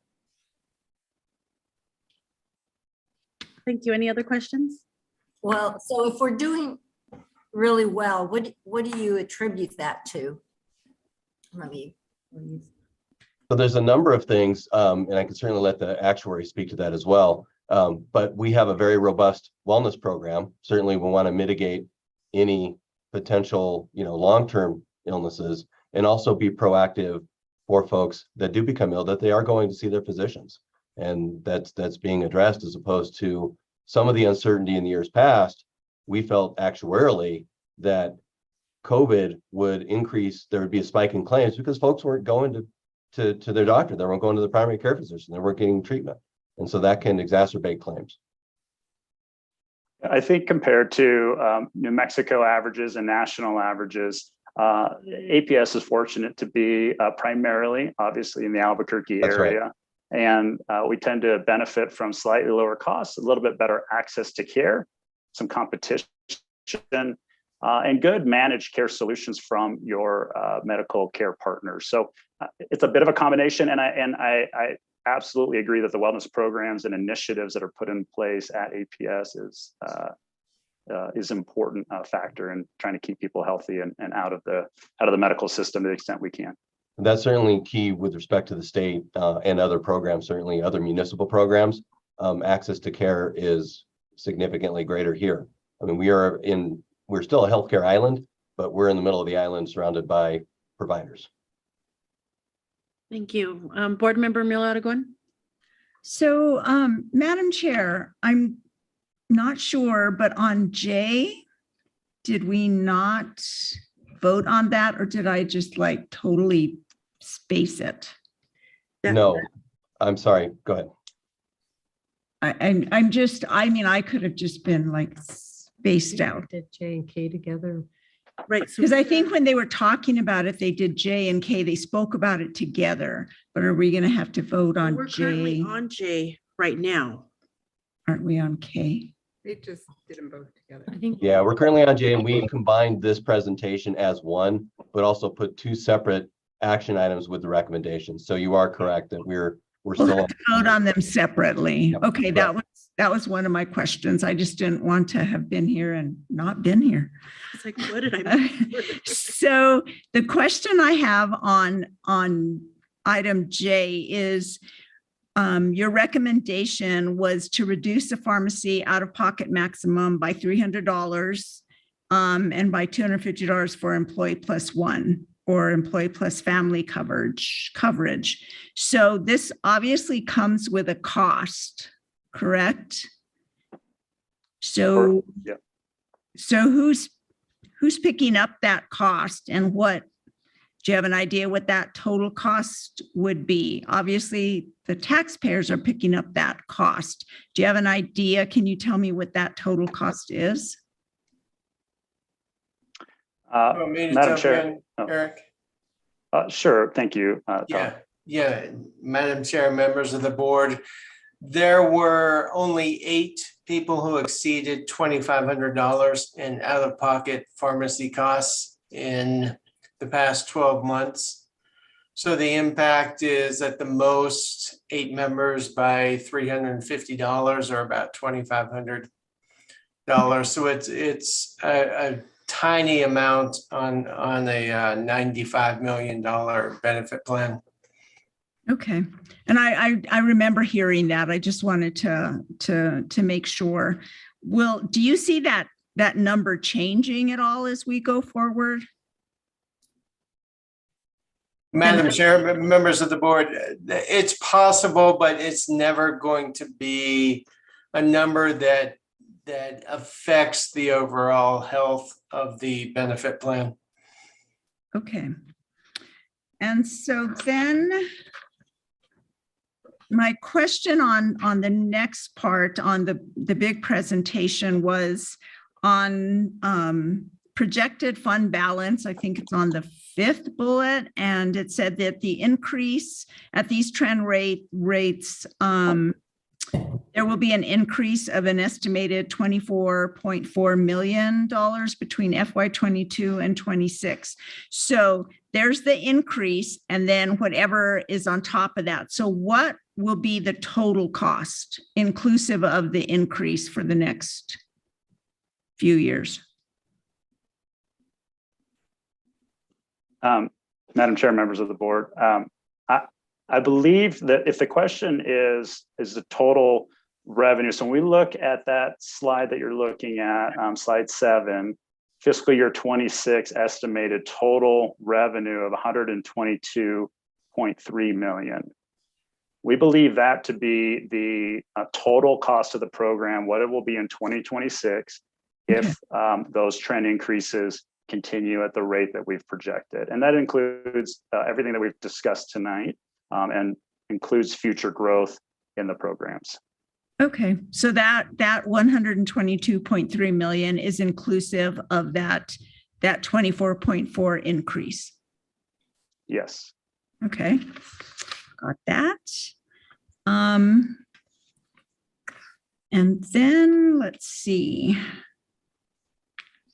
Can you tell me, and I know if you have this information, so I'm looking at page 13, the premium increase of 5.8% impact on salary, where you're saying that all employees will keep more than 90% of their salary increase intact. So I'm just trying to figure this out in my head. Last fiscal year, what was this increase? And then if you could tell me what that increase was last fiscal year. Madam Chair, members of the board, last year, the increase was also about 5.8% to overall premiums. That percent of premium as a percent of take-home pay due to the increase, I think it varied from 60 or so percent up to 80 or 90, if I recall correctly. But it wasn't nearly as generous as what you see in this table. And actually 2 or 3 years ago, there were, excuse me, employees whose increase in premiums exceeded their increase in salary. So I think this is really good news for all the employees. And the action, thankfully, and we thank you, the board, for the action taken on January 6th, also that would mitigate that impact by the change of the rate tiers. Okay, so then, so they keep 90% of their salary increases kept intact. So I know the number's probably here somewhere. So if you could point me, so at what cost is that to the taxpayers?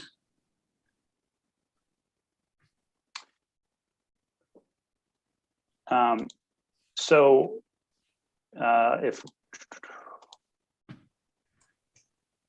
me see if we have a number on this.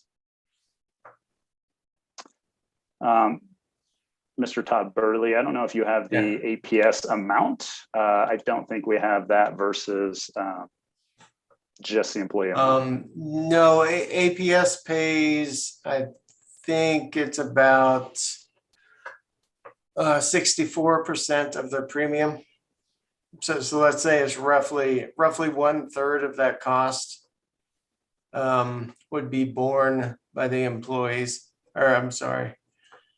So the APS pays about 67%, I think, of the total premium. So their increase is not the $5 million we saw back on slide 4. It's about 2/3 of that, excuse me. So can you just give me the number? Yeah, let me. So the increase. It would be about $3.2 million. 3.2 million, just to be clear, that is the cost of APS's share of the total program that is increasing. Correct. So that's the increase for this year. What you're talking about, the 3.2 million, is APS's share of the increase for this coming year. That is correct. That's correct. APS The cost overall, share yeah. for this 5.8% increase. This is the cost share for APS. Okay. The increase overall is about 4.8 million, 3.2 of which is borne by APS, the other 1.6 in employee paycheck contributions. Okay. I just always want to make it clear when it's APS's share, it is the taxpayers who are picking that up. So I always want to be very clear about that and be very thankful to them for doing this, because I know out in the private sector with a lot of this increases, there isn't a taxpayer that's picking that up for them. So I always want to be thankful to them, as I'm sure all the employees are as well. I think those are my questions. Thank you. Thank you. Board Member Gonzalez, I'm good. Board Member Peterson. Well, we have an insane way of delivering healthcare in this country. But given that, I really appreciate the work that you've done to be fair, both to employees and the district. So thank you for that. One quick question, and this is based on some rumbling that I heard at the New Mexico School Board Association meeting, is I'm curious from your point of view, have you heard any rumbling statewide about forcing APS back into NMSIA? I do know, Madam Chair, members of the board, that there's always and has regularly been potential legislative action in Santa Fe that may have some impacts on all public sector clients within or entities within the state of New Mexico. And that certainly has been a rumbling for a number of years since I've been working in New Mexico, and that has not gone away. And it continues to persist.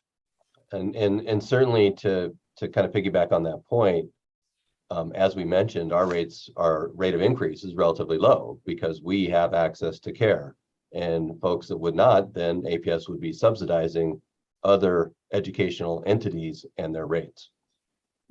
It's definitely to our advantage if we can avoid that. I'll move for approval. Okay. Thank you. If there's no further discussion, do we have a second? I'll second. This is Danielle. Thank you. So we have a motion and a second. So Dr. Albright, may I have a roll call, please? Yolanda Montoya Cordova. So just to. This is on J. On J. On J. Thank you. Sorry. Yes. Thank you. Peggy Mora Aragon. No. Danielle Gonzalez. Yes. Barbara Peterson. Yes. Josefina Dominguez. Yes. Courtney Jackson. Yes. Crystal Tapia Romero. Yes. Thank So you. moving on to item K, is there any further discussion on this one based on what we've already seen on the presentation? I'll move for approval. I will second. This is Danielle. Thank you. So based on item K, Dr. Albright, may I have a roll call, please? Just a confirmation that Yolanda motioned for the approval. Yes, that's correct. Thank you. Thank you. Yolanda Montoya Cordova. Yes. Peggy Mora Aragon. Yes, but I want to vote my displeasure to the new benefit premium contribution salary bands. Thank you. Danielle Gonzalez. Yes. Barbara Peterson. Yes. Josefina Dominguez. Yes. Courtney Jackson. Yes. Crystal Tapia Romero. Yes. Thank you all for your time this evening. We really appreciate it. Thank you. Thank you. So our next item for consideration and action is item L, consideration for approval of purchase of diesel fuel for student transportation from Brewer Oil Company. We have Mr. Royce Binns. You are our Executive Director for Student Transportation Service, and you have the floor, sir. You're on mute. You are muted. Royce. Haven't done that in a Last long meeting time. now. Since it happened. So good evening, Madam President, members of the committee, Superintendent Elder. Student Transportation is requesting the approval for the purchase of diesel fuel for student transportation. Currently an existing Albuquerque Bernalillo County Water Utility Authority contract with Brewer Oil Company is being relied on to purchase our diesel fuel. Utilizing the Albuquerque Bernalillo County Utility Authority contract complies with the state New Mexico Procurement Code 13.1.12.2. And the funds are utilized to, we're during the next 3 years, the estimated amount for issued to the vendor is about 1.7. We kind of do a placeholder for 1.7 each year, and the procurement will ensure a current contract is utilized for future purchases. And the funds are utilized for this purchase are transportation operational funds. And I stand for any questions. Thank you. I will just open it up to the board for any general questions or comments. So Madam Chair, Jen, just to clarify, so the 1.7 million is for 3 years, not 1.7 per year, correct? It's 1.7 per year. So that's a mistake in there. Okay, because that should be clarified there because it says during the next 3 fiscal years, the estimated amount issued. I think we should just have is 1.7 million annually, maybe, or something. We should have the total amount on there. So if we can just make sure and correct that. Right? That'd be 4 point whatever. I agree with that correction. Any other comments or questions? I'll move for approval with the corrected number. You got it. Do we have a second? Oh, second. Thank you. So Dr. Albright, may I have a roll call, please? Thank you. And that was Board Member Jackson who seconded? Yes. Great, thank you. Yolanda Montoya Cordova, Yes. Peggy Mora Aragon, Yes. Danielle Gonzalez, Yes. Barbara Peterson, Yes. Josefina Dominguez, Yes. Courtney Jackson, Yes. Crystal Tapia Romero. Yes.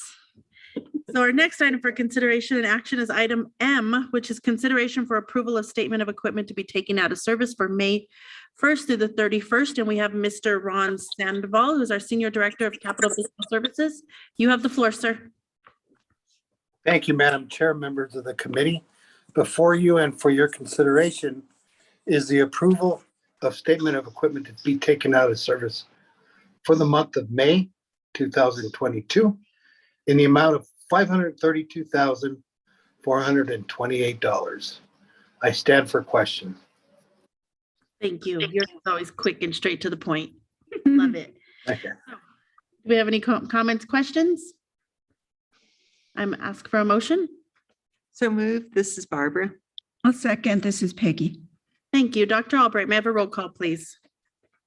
Yolanda Montoya Cordova, Yes. Peggy Mora Aragon, Yes. Danielle Gonzalez, Yes.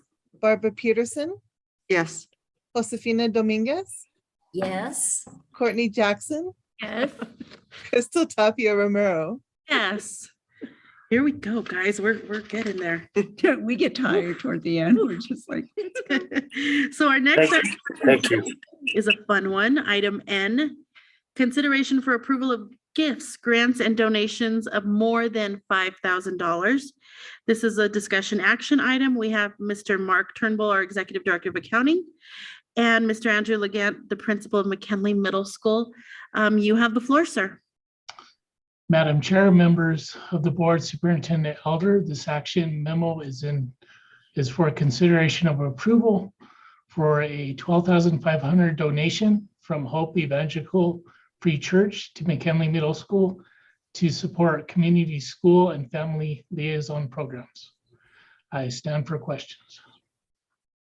Thank you. And obviously, thank you to Hope Evangelical Free Church for that really large donation. Very, very generous of you. So I'll just open it up to the board if we have any comments or questions on this one. I'll move for approval. This is Yolanda. Wonderful. Thank you. Second, this is Courtney. Perfect. So Dr. Albright, may I have a roll call, please? Yolanda Montoya Cordova, Yes. Peggy Mora Aragon, Yes. Danielle Gonzalez, Yes. Barbara Peterson, Thank you. Thank you. Thank you. Yes. Josefina Dominguez, Absolutely, yes. Courtney Jackson, Yes. Crystal Tapia Romero. Yes, and congratulations to Andy over at McKinley. That's awesome to receive that. So let's move on, if we will. Our next item for consideration and action is item O, consideration for approval of the permanent cash transfer request from the operational fund to the food service fund. This is a discussion action item, and Mr. Turnbull, you will continue to have the floor, sir. Madam Chair, members of the board, Superintendent Elder, this action memo is for consideration of approval of the permanent cash transfer request of $155,695.28 from the operational fund to the food service fund for unpaid student meal debt.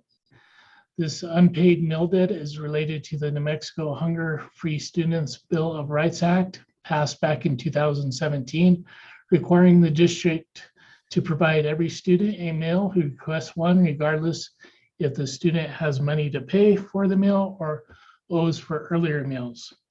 I provided the board the unpaid meal debt balance as of the end of each school year.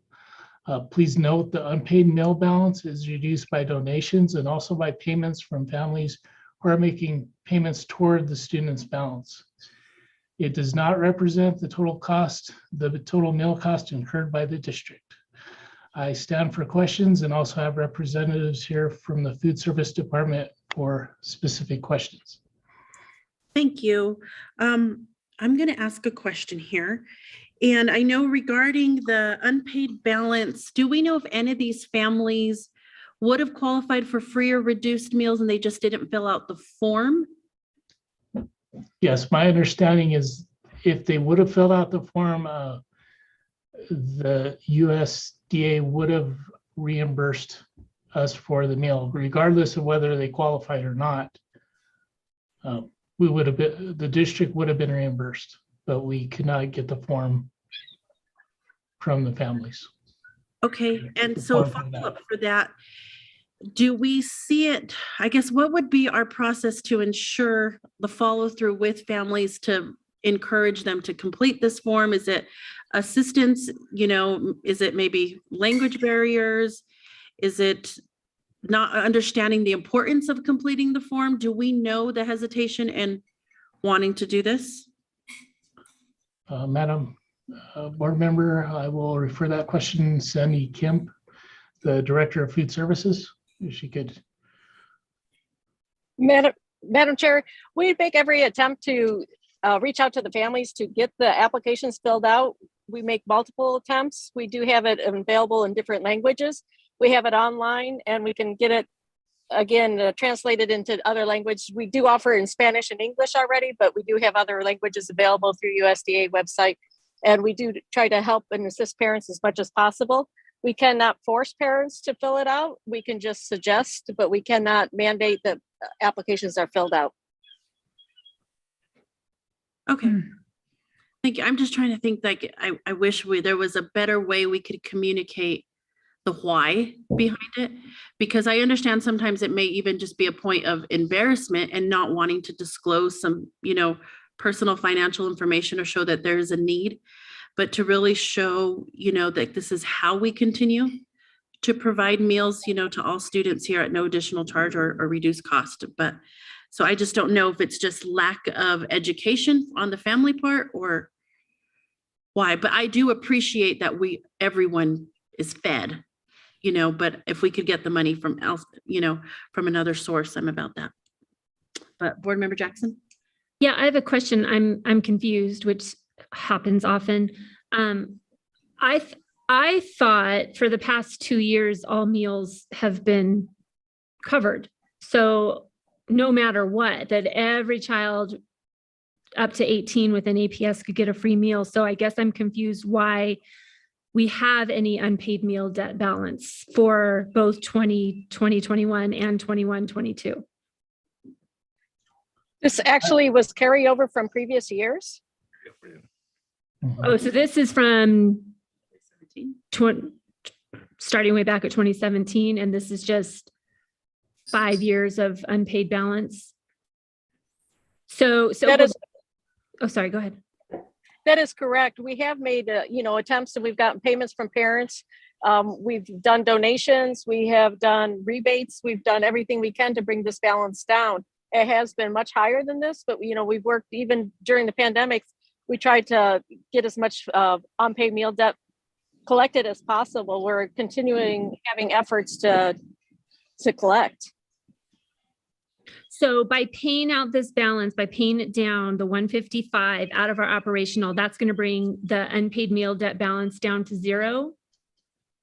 That is correct. Okay, so in essence, we might start over unless we can get a more robust system to have those who qualify sign up. I don't know if it's going to be robust more so or not. I mean, we have done pretty much everything we can do to get parents to fill it out and to qualify. So, I mean, any additional help, we do have a charging policy in place. You know, having additional help from the school staff after we make attempts to try to collect, we reach out to the schools and they contact the parents on the behalf of us to see if there's some other issues at home that could possibly change their status to be able to qualify for free or reduced. We make a lot of attempts. So I wasn't insinuating that you didn't. I was just I'm incorporating what board member Tapia Romero was saying. So this is just carryover. And when we pay this down, starting in 22, 23, we'll start the system over again. Yeah, and I think, you know, with the pandemic and everything else, you know, it has been a couple of years since any charges have been, and, you know, it'd be nice to start fresh. Okay. Well, more importantly, we're legally obligated to pay this, and it's just been something we've been trying to pay off other ways, and it's time to pay the bill. To pay it off. And why don't we pay at the end of every year? Just Many times we've attempted, well, it was something new that came up in 17 that we had to reimburse on this. So we've been Sandy's been working very hard to get a lot of it forgiven, trying to find donations. She's tried to find other ways then because it's an operational bill. So again, when you pay something out of operations, you're taking away from something else. So it's time to pay the bill. all right. Any other questions? Go ahead. Board Member Gonzalez. Want to go first? You're getting. I'm just. All right, it'll be quick. I was going to ask if there's like a link or a public way to promote how our public and maybe some very generous benefactor out there could help pay off that debt. There actually has been a number of informational campaigns throughout the last few years, and we actually have some people in Sandy. You don't need to get into all the details, but we have some people that give annually, and we can continue to push that. There's a lot of people who are real concerned about food insecurity and the food debt, and so they'll give nice chunks that has helped keep it from being worse. When I was the COO, I was familiar with this a little bit more, but we've done some informational campaigns to the community. They respond, but it's a big amount. And a lot of times what happens. Someone listening tonight wanted to pay, like, where would they go? How does that work? Where would they go, Sandy Kemp? They can just reach out to the APS Food and Nutrition Services. We keep a log and we apply the money to the students' accounts right away. And we're trying to figure out a way to do an online system. That's proven a little more difficult, but it's kind of like going to the credit card. It's first off, there's a 3% charge, and then, just trying to get a system that works district wide, but we're working on it. Okay, Board Member Peterson.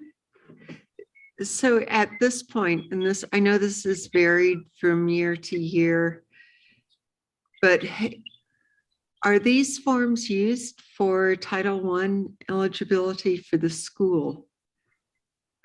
I know a couple of years ago, we were in a position of going from community-based,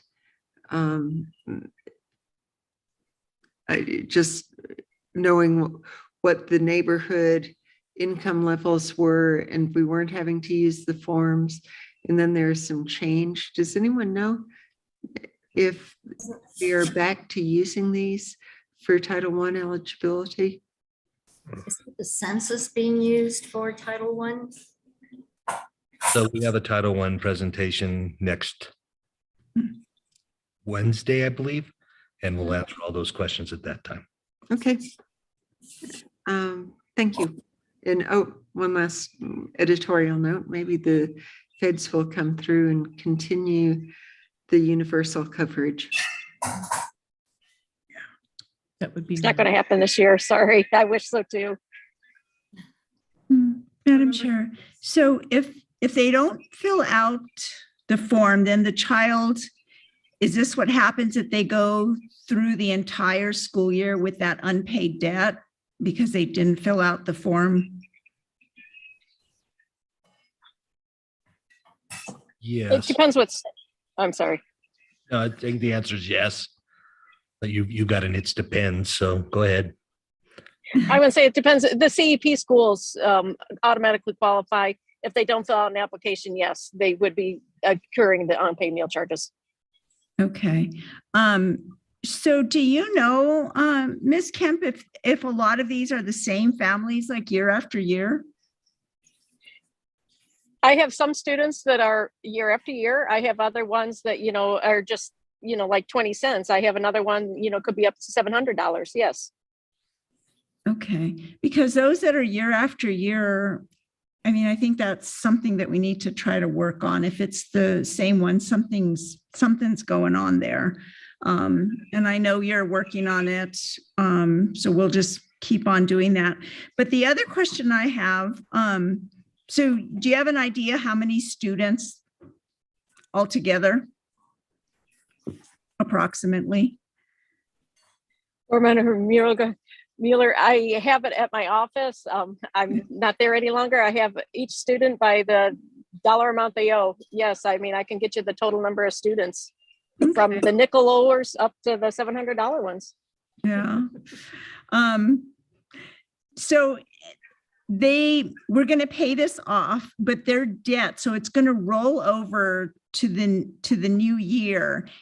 That was confusing to me because we're going to that balance. It says the amount owed rolls over year after year on the student's account. So once we pay this off now, right, we're going to pay this all off, this $155,695.28. So then the debt is satisfied. So it will no longer be on the child's account anymore then? That is correct. Okay, so it's totally satisfied. That was the other one. I was kind of confused. I was hoping that was going to get, zeroed out.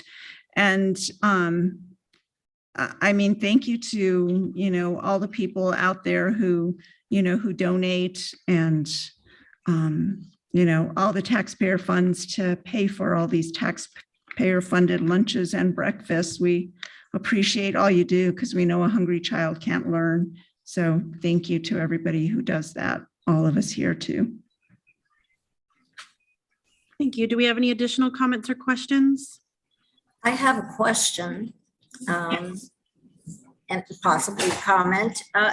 So I know a few years back, some families, undocumented families, feared filling these sorts of forms out, anything regarding a free services, federal, tied to federal monies, because it would, and now I can only think of the word in Spanish, perjudicaba. It would prejudice their application. It would, so that may be one reason, right? But the child doesn't, the child still is hungry and the schools still face that circumstance. So of course you're going to feed the child as we should, but I don't know if that's still a mitigating circumstance, something that someone could, it's not until, it's like Jimmy Casas said, one of the presenters at SpyCon early this summer, it's not until you follow the question all the way home and you learn lots. So And I don't know if Sandy Camp knows what the rule is on that. Board member, the last 2 years, we haven't had to have applications. The previous year, 1920, I don't think we had that many issues, to be quite honest. But, I'm sure there's always families that are concerned. As, food and nutrition professionals say, is we aren't the IRS. We don't, hold anything against anybody. We don't share any information. We're very secure on our information sharing. That, it's just like a school. It needs to be a safe place. They need to feel safe and be able to understand what we aren't sharing with anybody. Yeah. And there may be distrust about that, or just caution rather. Maybe not distrust, but just caution on that. But we won't know until we have community coordinators at every school. Thank you. Thank you for all you do. Thank you. So may I get a motion on this? I'll move for approval. This is Barbara. I'll second. This is Danielle. Thank you. Dr. Albright, may I have a roll call, please? Yolanda Montoya Cordova, Yes. Peggy Mora Aragon, Yes. Danielle Gonzalez, Yes. Barbara Peterson, Yes. Josefina Dominguez, Yes. Courtney Jackson, Yes. Crystal Tapia Romero. Yes. Our next item for discussion is item P. It's an update on district's investment program for the fourth quarter of FY 2022. And Mr. Turnbull, I will turn it back over to you, sir. Madam Chair, members of the board, Superintendent Elder, for this discussion brief, I have Deanne Woodring with Government Portfolio Advisors here to give an update on the district's investment program. Good evening. It's nice to be in front of everybody today. You have my presentation in front of you. I'm going to pull it up really quickly. I've been with you all night, and this has been a very impressive process, and I've learned a lot. I have been your investment advisor since 2016. Tammy went out and sought some professional advice on the way your investment program was operating. At that time, the portfolio was completely in bank deposits, and we have been working diligently on providing structure within your portfolio. Currently, all of you have certainly been reading about the changes in interest rates, the Federal Reserve moves, and this is significantly going to impact the district's portfolio in a very positive way. So it's been a long day for you, night for you. So I'm just going to kind of hit on a couple of the highlights of what we're seeing within the market and how the portfolios are structured to be positioned to benefit from the rise in interest rates. So most of your money we're balancing in several dedicated portfolios for your capital projects, for your operating funds, for the self-insured portfolio that we talked about today on the self-insured side, and then debt service.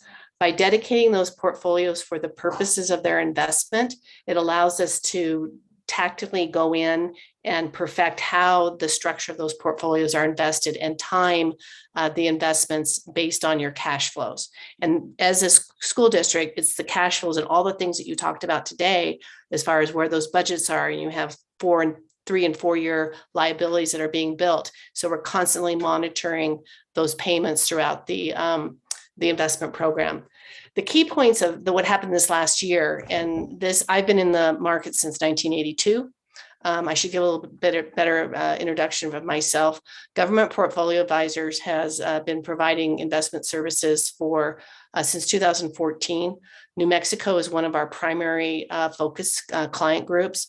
I'm an advisor to the State Treasurer's Office, to NMFA, to Bernalillo County, Los Alamos County, Sandoval County, City of Albuquerque, and then you. So we're in good hands with GPA, and we're focused very much on New Mexico types of investments. The fiscal year ending this year, the 2-year Treasury note is where we do a circle around on the investments for your portfolio. It ended the year at 295. In the beginning of the year of June 30, 21, the rate was 0.15. So we've had a significant increase in yields over this last year, which your portfolios have been positioned very well to take advantage of that because they've been very short and we remain very liquid. So it's this dramatic movement over the last 10 years, and we see this big drop down and big drop up, and we were sitting in a very low rate environment, but we have plenty of cash now to go ahead and invest it into the markets at much more attractive rates. So I'm really excited for that positioning for the district to be able to pull out higher returns for you. Last year, your earnings across all of your accounts was about $1 million. I'm anticipating it should come out at least at 2 million, if not 2.5 million next year, just based on the increase in interest rates. So the portfolio structure of your the investments is we look at the capital project fund, which is the ongoing project structure of the portfolio. We currently have 100 million of that invested, and we're looking to deploy about another 30 million into the current rate environment of 3%. The debt service fund is where you pay your debt service amounts out. So we can only go about a year on that portfolio, and you're about to make a payment on that on July 23rd, and then it will replenish itself. So that's a very short investment. The self-insurance core fund is your reserve fund for your self-insurance. That is your longest investment structure, and that's currently yielding a 151. And as maturities come due, we'll be rolling those up into the higher rate environment.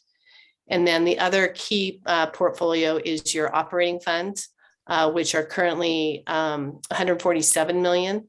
And then as we get more certainty on cash flows, we invest that out to the next fiscal year. So again, the portfolio is positioned very conservatively, but structurally, so that we can dynamically go in and invest into investments that are in the higher rate environment. We also, for you as fiduciaries, provide a compliance report. This compliance report reflects how the portfolio is invested relative to your investment policy. The investment policy is what guides the allowable investments under statute. So this is your fiduciary oversight of what are you allowed to buy and how are you invested. So currently you're weighted heavily towards bank deposits and heavily towards US Treasury securities. Currently, there's not a lot of added value going into other securities that you're allowed to do, agency securities. So we're keeping it in a very safe position. And again, capturing the rates as we're reinvesting into this higher rate environment. There's additional constraints of maturity. So this part structures that you have to keep at least 10% of the portfolio has to remain under 30 days. You're currently at about 77%. So as I mentioned in the outset, that is a great position to be in going into this rising rate environment. And as we're deploying more dollars into the market over this next quarter, we'll see a very attractive return. And we need to wait till you get through your fiscal year end. There's a lot of settlement that goes out between your debt service and between your operating funds before we deploy assets, money back into the market. So I met within the finance team this morning, and we created the strategy of the timing of how we're going to do that. And that will be between the end of this month and into September.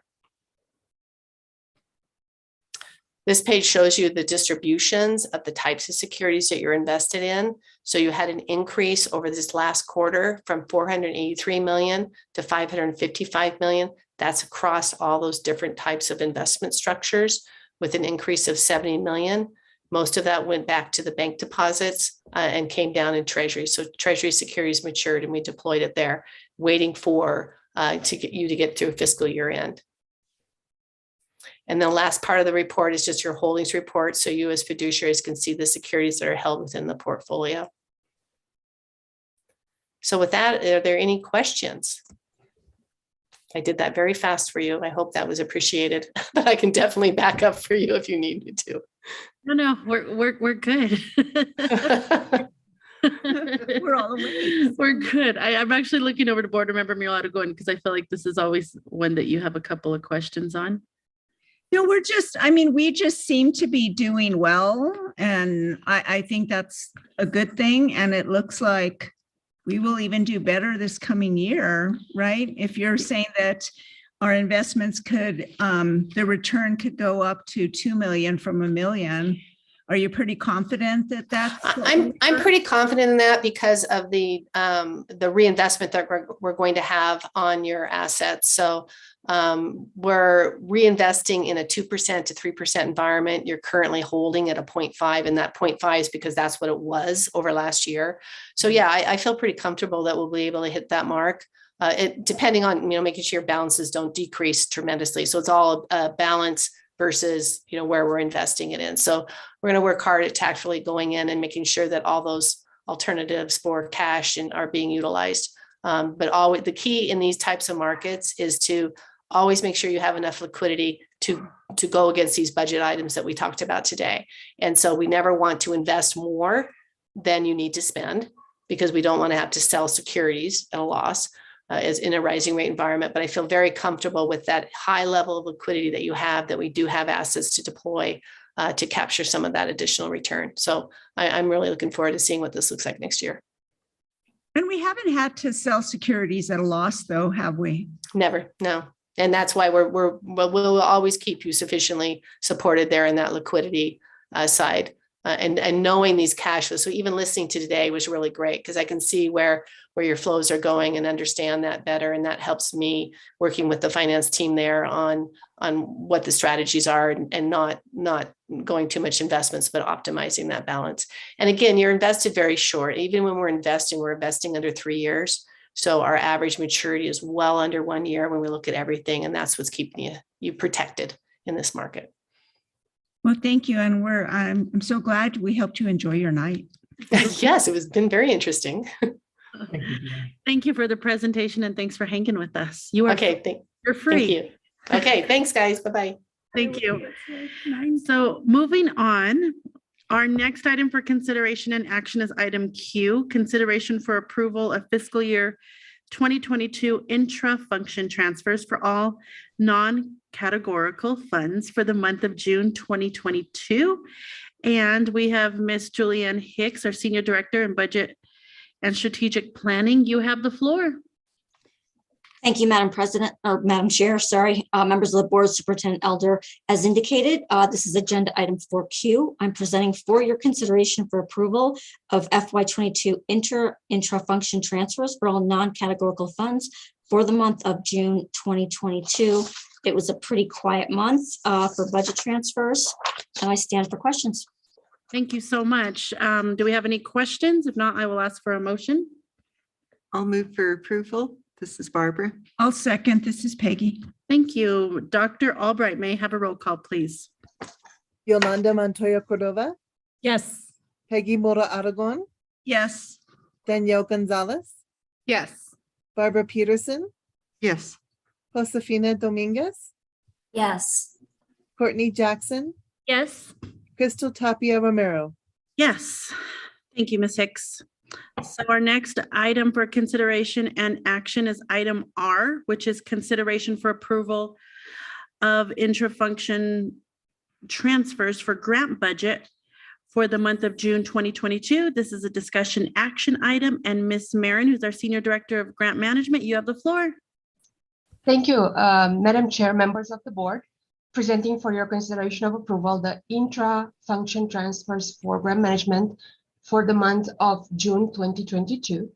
It is exclusively compiled of budget adjustments to be able to close the year and get ready for audit. So it is corrections to, let's say, overdrawn benefits, corrections to something that might have gone slightly was under projected on the budget side, and that type of transfers. Other than that, I do not see anything out of the ordinary, and I stand for questions. Thank you so much. I will open up to the board. Do we have any questions? I'll move for approval. This is Peggy. I'll second. Yolanda. Thank you. Dr. Albright, may I have a roll call, please? Yolanda Montoya Cordova, Yes. Peggy Mora Aragon, Yes. Danielle Gonzalez, Yes. Barbara Peterson, Yes. Josefina Dominguez, Yes. Courtney Jackson, Yes. Crystal Tapia Romero. Yes. Our next item for consideration and action is item S, which is consideration for approval of budget adjustments to existing grant budget for the following funds. And Ms. Marin, I will pass it back over to you. You have the floor. Thank you so much. Madam Chair, members of the board, presenting for your consideration of approval, the grant management budget adjustments for the month of July 2022. We have one grant that is recognizing carryover, that is the CDC grant. Then we have several unliquidated expenses grants. These are grants that allow carryover with an ending date of September 30th, 2022, in which we entered, we took steps towards incurring a purchase, but it was not fully completed. So we are recognizing the carryover budget for it. And then we have two grants, the social emotional, the ESSER 3 OST round 1 and 2, that are actually affecting the last fiscal year. We are doing a very late recognition of it in order to be able to flow budget to our charters that have that are expecting this budget their way to be able to recognize it, move expenses against it, and bill for it. Other than that, I do not see anything out of the ordinary, and I stand for questions. Thank you, Ms. Marin. Do we have any questions or comments on this? If not, I'll ask for a motion. So moved. This is Barbara. I'll second. This is Danielle. Thank you. Dr. Albright, may I have a roll call? Yolanda Montoya Cordova, Yes. Peggy Mula Aragon, Yes. Danielle Gonzalez, Yes. Barbara Peterson, Yes. Josefina Dominguez, Yes. Courtney Jackson, Yes. Crystal Tapia Romero. Yes, thank you, ladies. So our next Finance Committee meeting will be held on Wednesday, August 24th, 2022 at 5:15 or immediately following the Audit Committee meeting in the John Milne Community Boardroom of the Alice and Bruce King Educational Complex at 6400 Uptown Boulevard Northeast, or virtually at aps.edu. So today's meeting will be followed by a special Board of Education meeting, and I'll turn it over to President Montoya Cordova. Yes, so thank you. Welcome to the Board of Education Special Board Meeting. I'd like to call the meeting to order. May we have a roll call, please? Just one moment, I'm not quite ready. Oh, okay. You're too fast for me. We're trying to move fast. Your computer is still It alive. barely. Barely. Danielle Gonzalez, Here. Barbara Peterson, Here. Crystal Tapia Romero, Yeah, here. Not yet. Josefina Dominguez, Here. Peggy Mula Aragon, Here. Courtney Jackson, Here. Yolanda Montoya Cordova. Here. So our first item for consideration and action is adoption of the July 27th, 2022 Special Board of Education meeting agenda. May I have a motion, please? And before we do that, if we could just remove from consent item 4A8, the professional leader development, and item 4A10, the benefit plan recommendations. And with those changes, all right, I move for approval. Okay, so do I have a second? Second. Okay, so Dr. Albright, that was Member Mula Aragon made the motion and Member Jackson second. So roll call, please. Thank you. Danielle Gonzalez, Yes.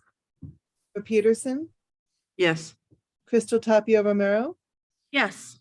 Josefina Dominguez, Yes. Peggy Mula Aragon, Yes. Courtney Jackson, Yes. Yolanda Montoya Cordova. Yes. So our next item for consideration action is approval of the consent calendar items, with the exceptions of 4, 8, and 10, which we'll vote on separately. So may I have a motion for approval of those items, please? I move for approval. This is Crystal, I'll second. Have a roll call vote, please, Ms. Albright. Danielle Gonzalez, Yes. Barbara Peterson, Yes. Crystal Tapia Romero, Yes. Josefina Dominguez, Yes. Peggy Mora Aragon, Yes. Courtney Jackson, Yes. Yolanda Montoya Cordova. Yes, so our next consideration is approval of district purchase or expenditure that equals or exceeds $250,000 for public school leader professional development. May I have a motion, please? So moved. This is Barbara. I will second. This is Danielle. Can I have a roll call vote, please? Danielle Gonzalez, Yes. Barbara Peterson, Yes. Crystal Tapia Romero, Yes. Josefina Dominguez, Yes. Peggy Mora Aragon, No. Courtney Jackson, Yes. Yolanda Montoya Cordova. Yes, so our next item is approval of the calendar year 2023 benefits plan recommendations made by Aon Consulting. May I have a motion, please? I'll move for approval. This is Danielle. I'll second. This is Barbara. Have a roll call, please, Ms. Albright. Danielle Gonzalez, Yes. Barbara Peterson, Yes. Crystal Tapia Romero, Yes. Josefina Dominguez, Yes. Peggy Mora Aragon, No. Courtney Jackson, Yes. Yolanda Montoya Cordova. Yes. The next Board of Education meeting will be held on Wednesday, August 3rd, 2022 at 5 p.m. in the John Milne Community Boardroom at the Alice and Bruce King Educational Complex. Or you can watch it virtually at www.aps.edu. And the next special Board of Education meeting will be held on Wednesday, August the 24th, 2022 at 5:30 p.m. or immediately following the Finance Committee meeting, also here in the John Milne Community Boardroom of the Alice and Bruce King Educational Complex, or virtually at www.aps.edu. And with that, we are adjourned. Thank you. 45 minutes, guys. Nicely done.